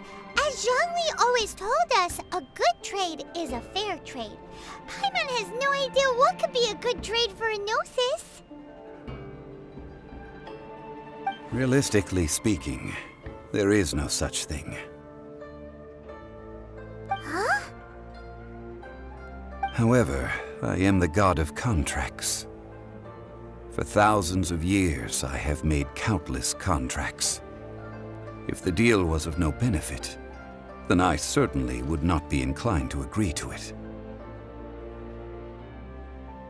My agreement with the Cryo-Archon will be the last of my contracts as the Geo-Archon. My contract to end all contracts. As for the bargaining chip that the Tsaritsa used to balance the scales,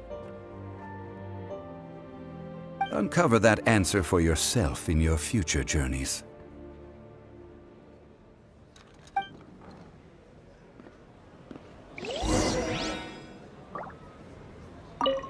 Paimon can't absorb so much information at once. So, Zhongli, what sort of contract did you sign with the Cryo-Archon?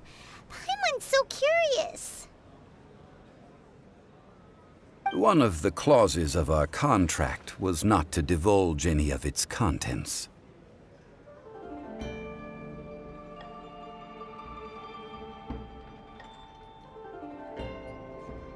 Ugh, you're so petty.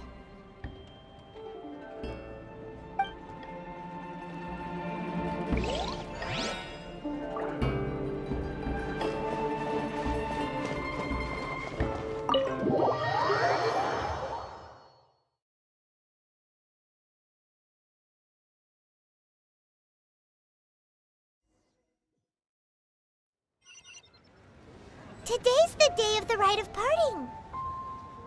Although the star of the show is fake, we spent so much time trying to organize it, it would be a real shame not to go there now.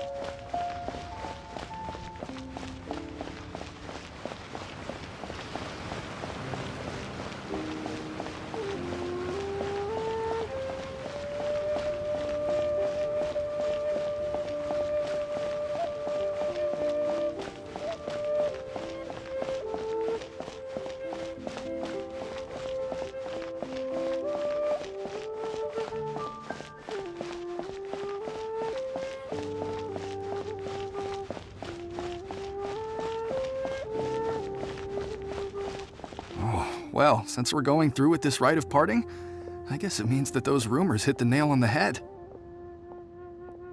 So Rex Lapis is really... But they didn't catch the culprit, did they? Oh, come on. Do you think that the assassin could have been a normal person? You know what I think. I don't think any of the gossip on the streets you hear from those shady types is worth anything.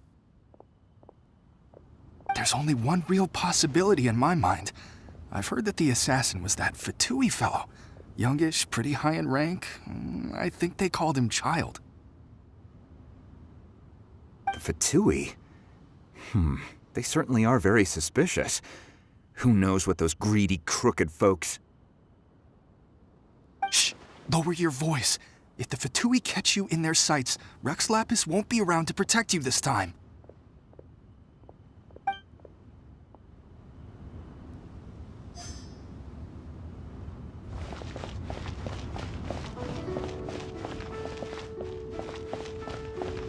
You know that god from the ocean couldn't have just shown up out of nowhere. I mean, it's been 2,000 years since Rex Lapis subdued it. Yes, and to think that this happened right on the heels of the incident with Rex Lapis, too. Say, do you think the person who assassinated our lord and released that evil god might have been one and the same? Now that you mention it, that's very possible. Yes, it's very possible indeed. I mean, it all fits together.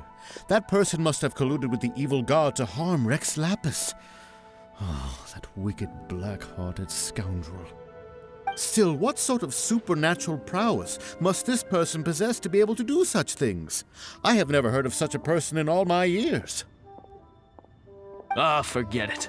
Guessing's no use to us. Look, the Millilith over there looks like he's about to make an announcement. Let's hear what the Ministry of Civil Affairs has to say first.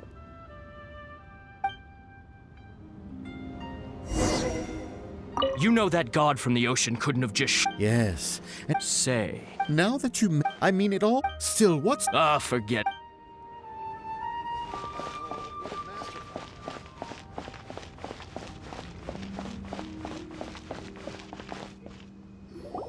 Hear ye all, the Chising's words.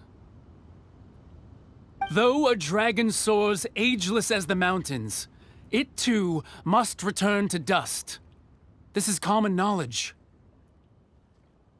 Gods and Adepti live glorious lives, but both light and shadow have their season.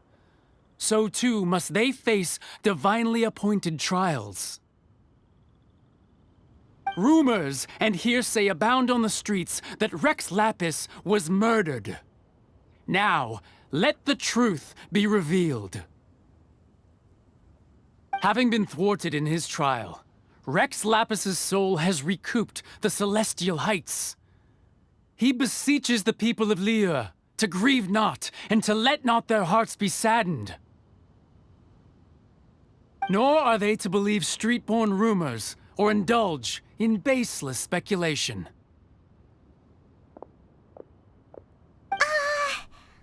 Paimon needs a translation on what the Chising's announcement said. So that's how they're spinning it. Something feels off. Why would they suddenly give up looking for the murderer? Not to mention how this excuse sounds like something they just made up on the spot. Could the Chising already have known that Rex Lapis wasn't dead? But Zhongli said that neither they nor the Adepti knew anything. Did Zhongli tell them in secret after his gnosis changed hands?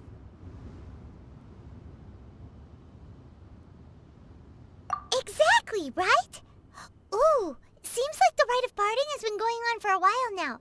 Let's go have a look.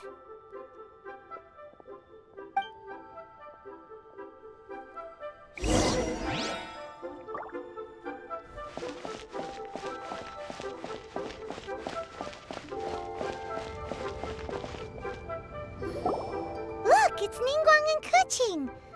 Are they saying something? their speech is over? As said previously, Rex Lapis's soul returning to the heavens is the end of the contract. And it is also the end of an era.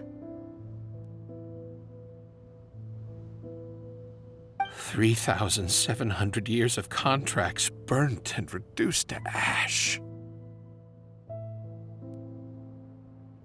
We, the people of Liyue, were indeed prosperous. But blinded by our prosperity, we forgot that time can be pitiless. The long, unending dream of our Archon walking among us.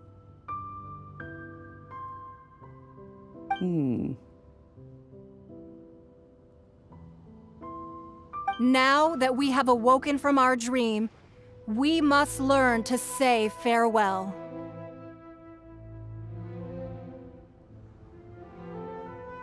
Will you stand with us as we re-establish our contracts? As we build a new age of prosperity?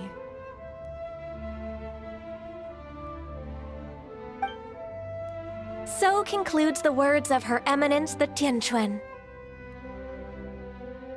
Does Her Eminence the Yuheng have anything to add?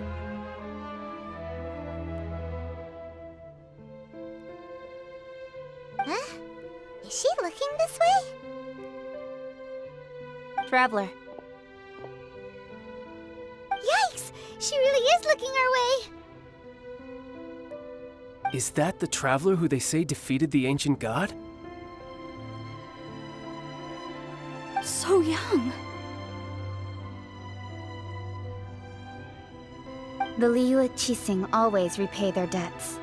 And as you have heard, our eyes see far and our reach is long. Name your price. You deserve that much. Whoa!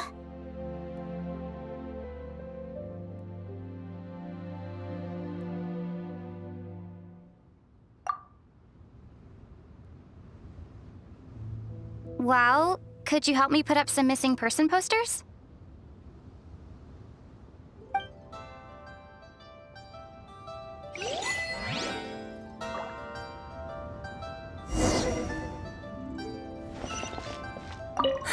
And to think I'd put my best perfume on before coming here, thinking you'd like it.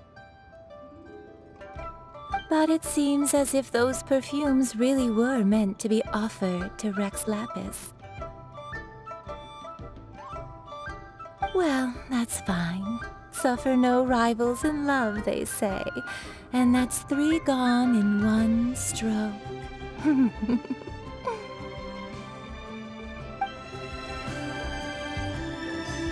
As for the mortals and Adepti of Liyue, what shape shall our relationship take from now on?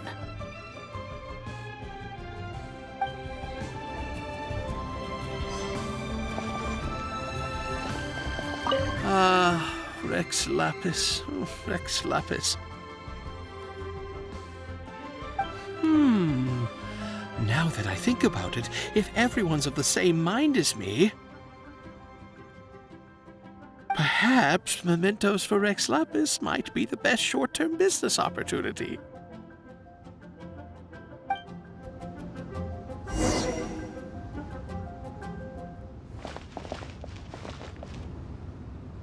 Roping you in was possibly the most masterful move we could have made. I believe that future generations will say so too when our deeds come up for their review.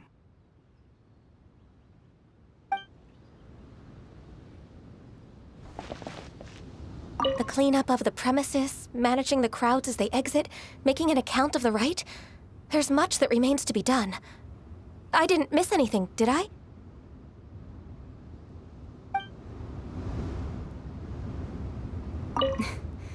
Why, you...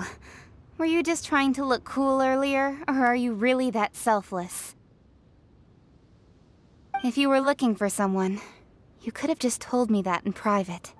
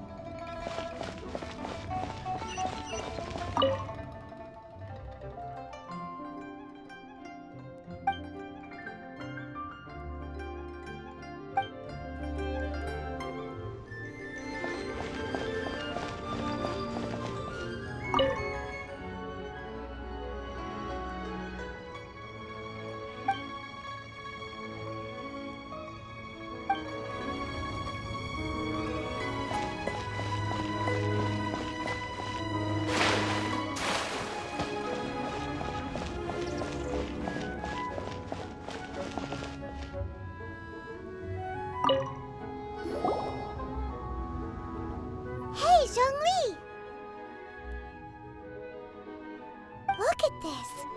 Everyone in Liyue is caught up in their emotions, thinking that they'll never see Rex Lapis again. And here you are looking all relaxed. Why would I not feel more at ease after laying down the burden I have borne for 3,700 years? Right. If the two of you can spare the time, I should treat you to a meal at the Shinya kiosk. Ha! That sounds like big talk, Zhongli. Paimon might have believed you if you were treating us to some third-round knockout, but you'd have to pay out your nose just to stand inside Shinya kiosk. Are you sure you can afford it?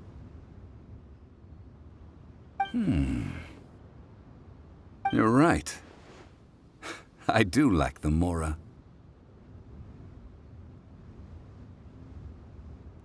As the Rex Lapis Morax, I can easily create Mora.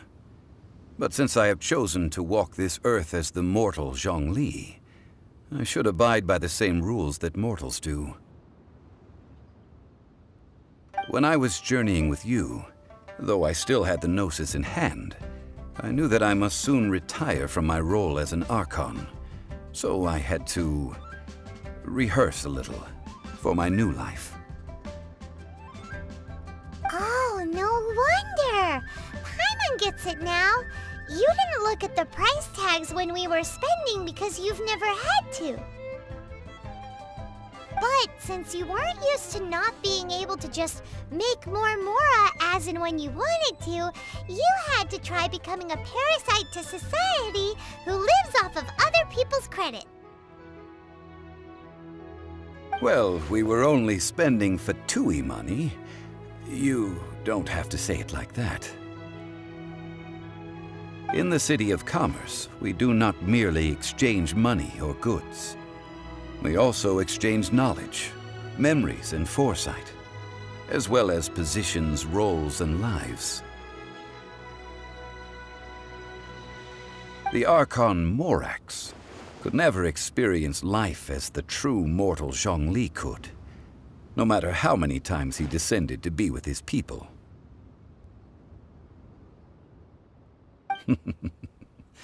I must thank you for that. I will treasure the memories that I made as Zhongli, traveling the streets of Liyue with you. That is true. But there is no journey that does not end. No meetings without partings. Paimon thinks that we should make a move and continue our search for the Seven. I fear that continuing your journey may be difficult. The nation that neighbors Liyue by sea, Inazuma, is presently closed. The Electro-Archon Ball. And just as the people of Liyue preferred to call me Rex Lapis, she too goes by another name among locals in Inazuma. Paimon thinks we've heard that one before. Raiden? That is the case. And since Raiden is also the Shogun of Inazuma, people call her the Raiden Shogun.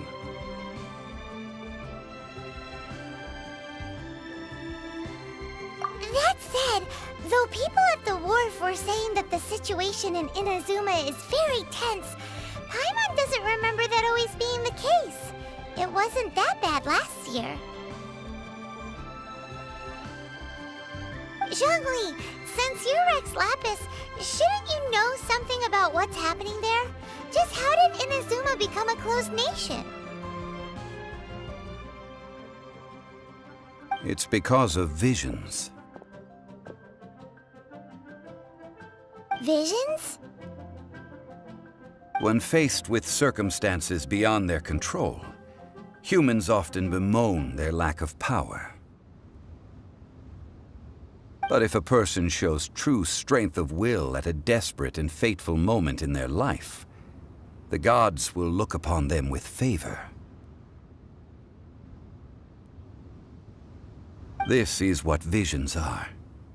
Magical foci bestowed upon those who have been acknowledged by the gods.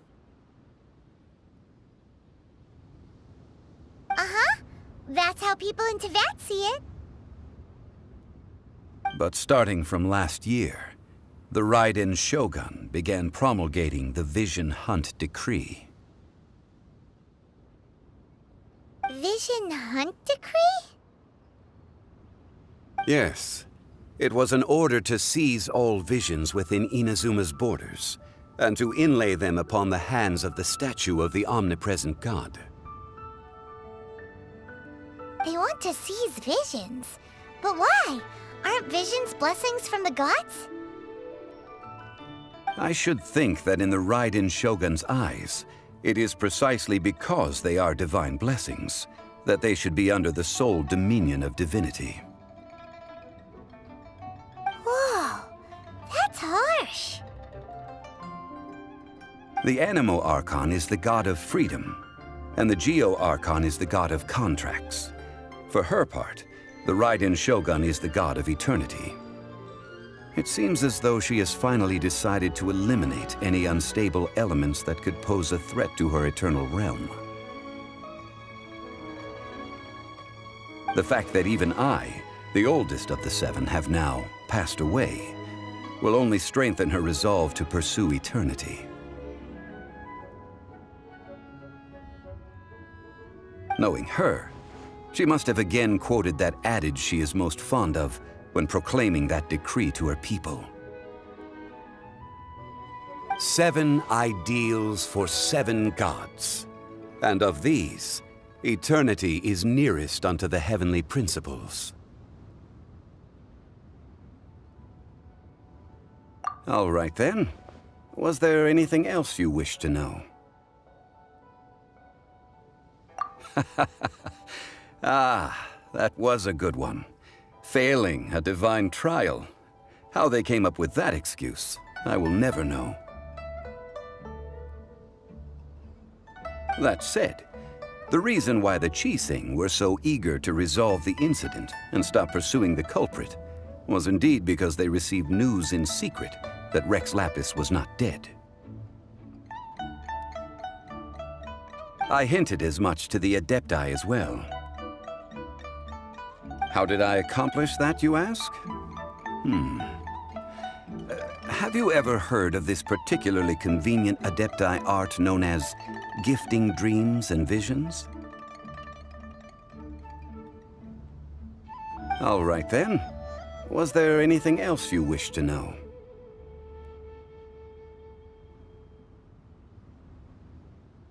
Yeah, about that. Before the Qixing made their announcement, we listened to a lot of people talking on the way. Most of them put the blame for everything on Child.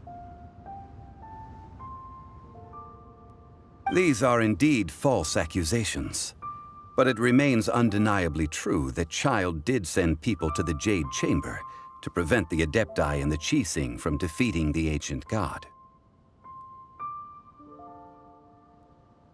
I've heard that Ningguang is busy milking that for all it's worth on the foreign relations front at the moment, browbeating the envoys of the Fatui. Ha!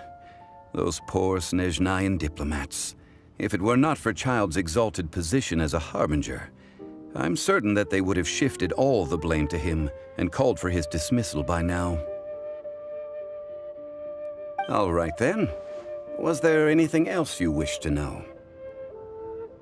The time of the Adepti has long passed. If even the Liyue Qixing don't want to face that truth, then what future is there for Liyue? Kuching is absolutely right in saying this.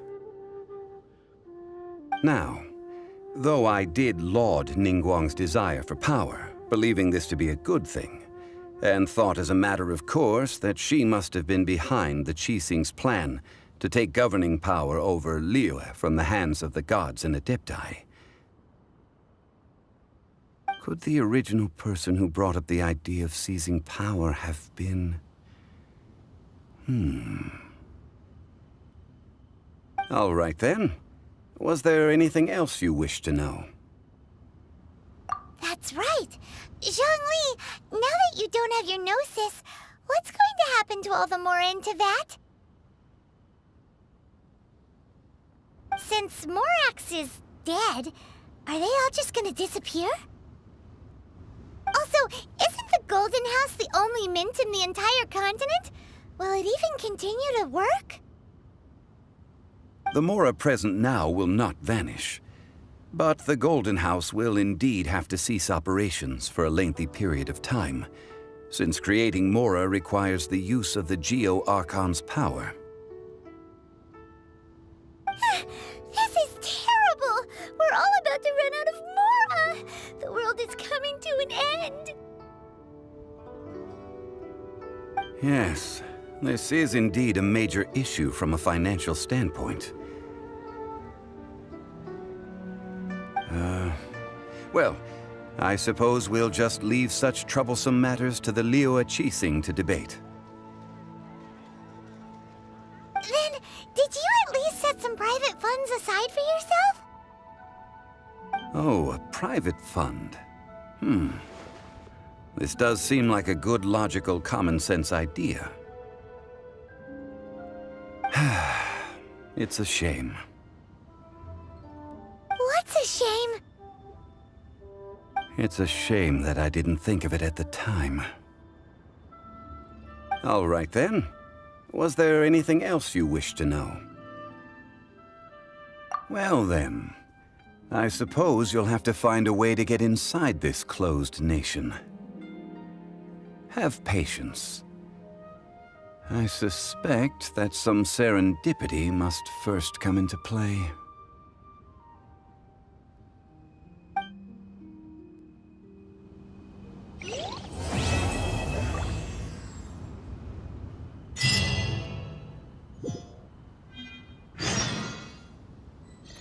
All right, then. Was there anything else you wish to know? Well, then. I suppose you'll have to find a way to get inside this closed nation. Have patience. I suspect that some serendipity must first come into play.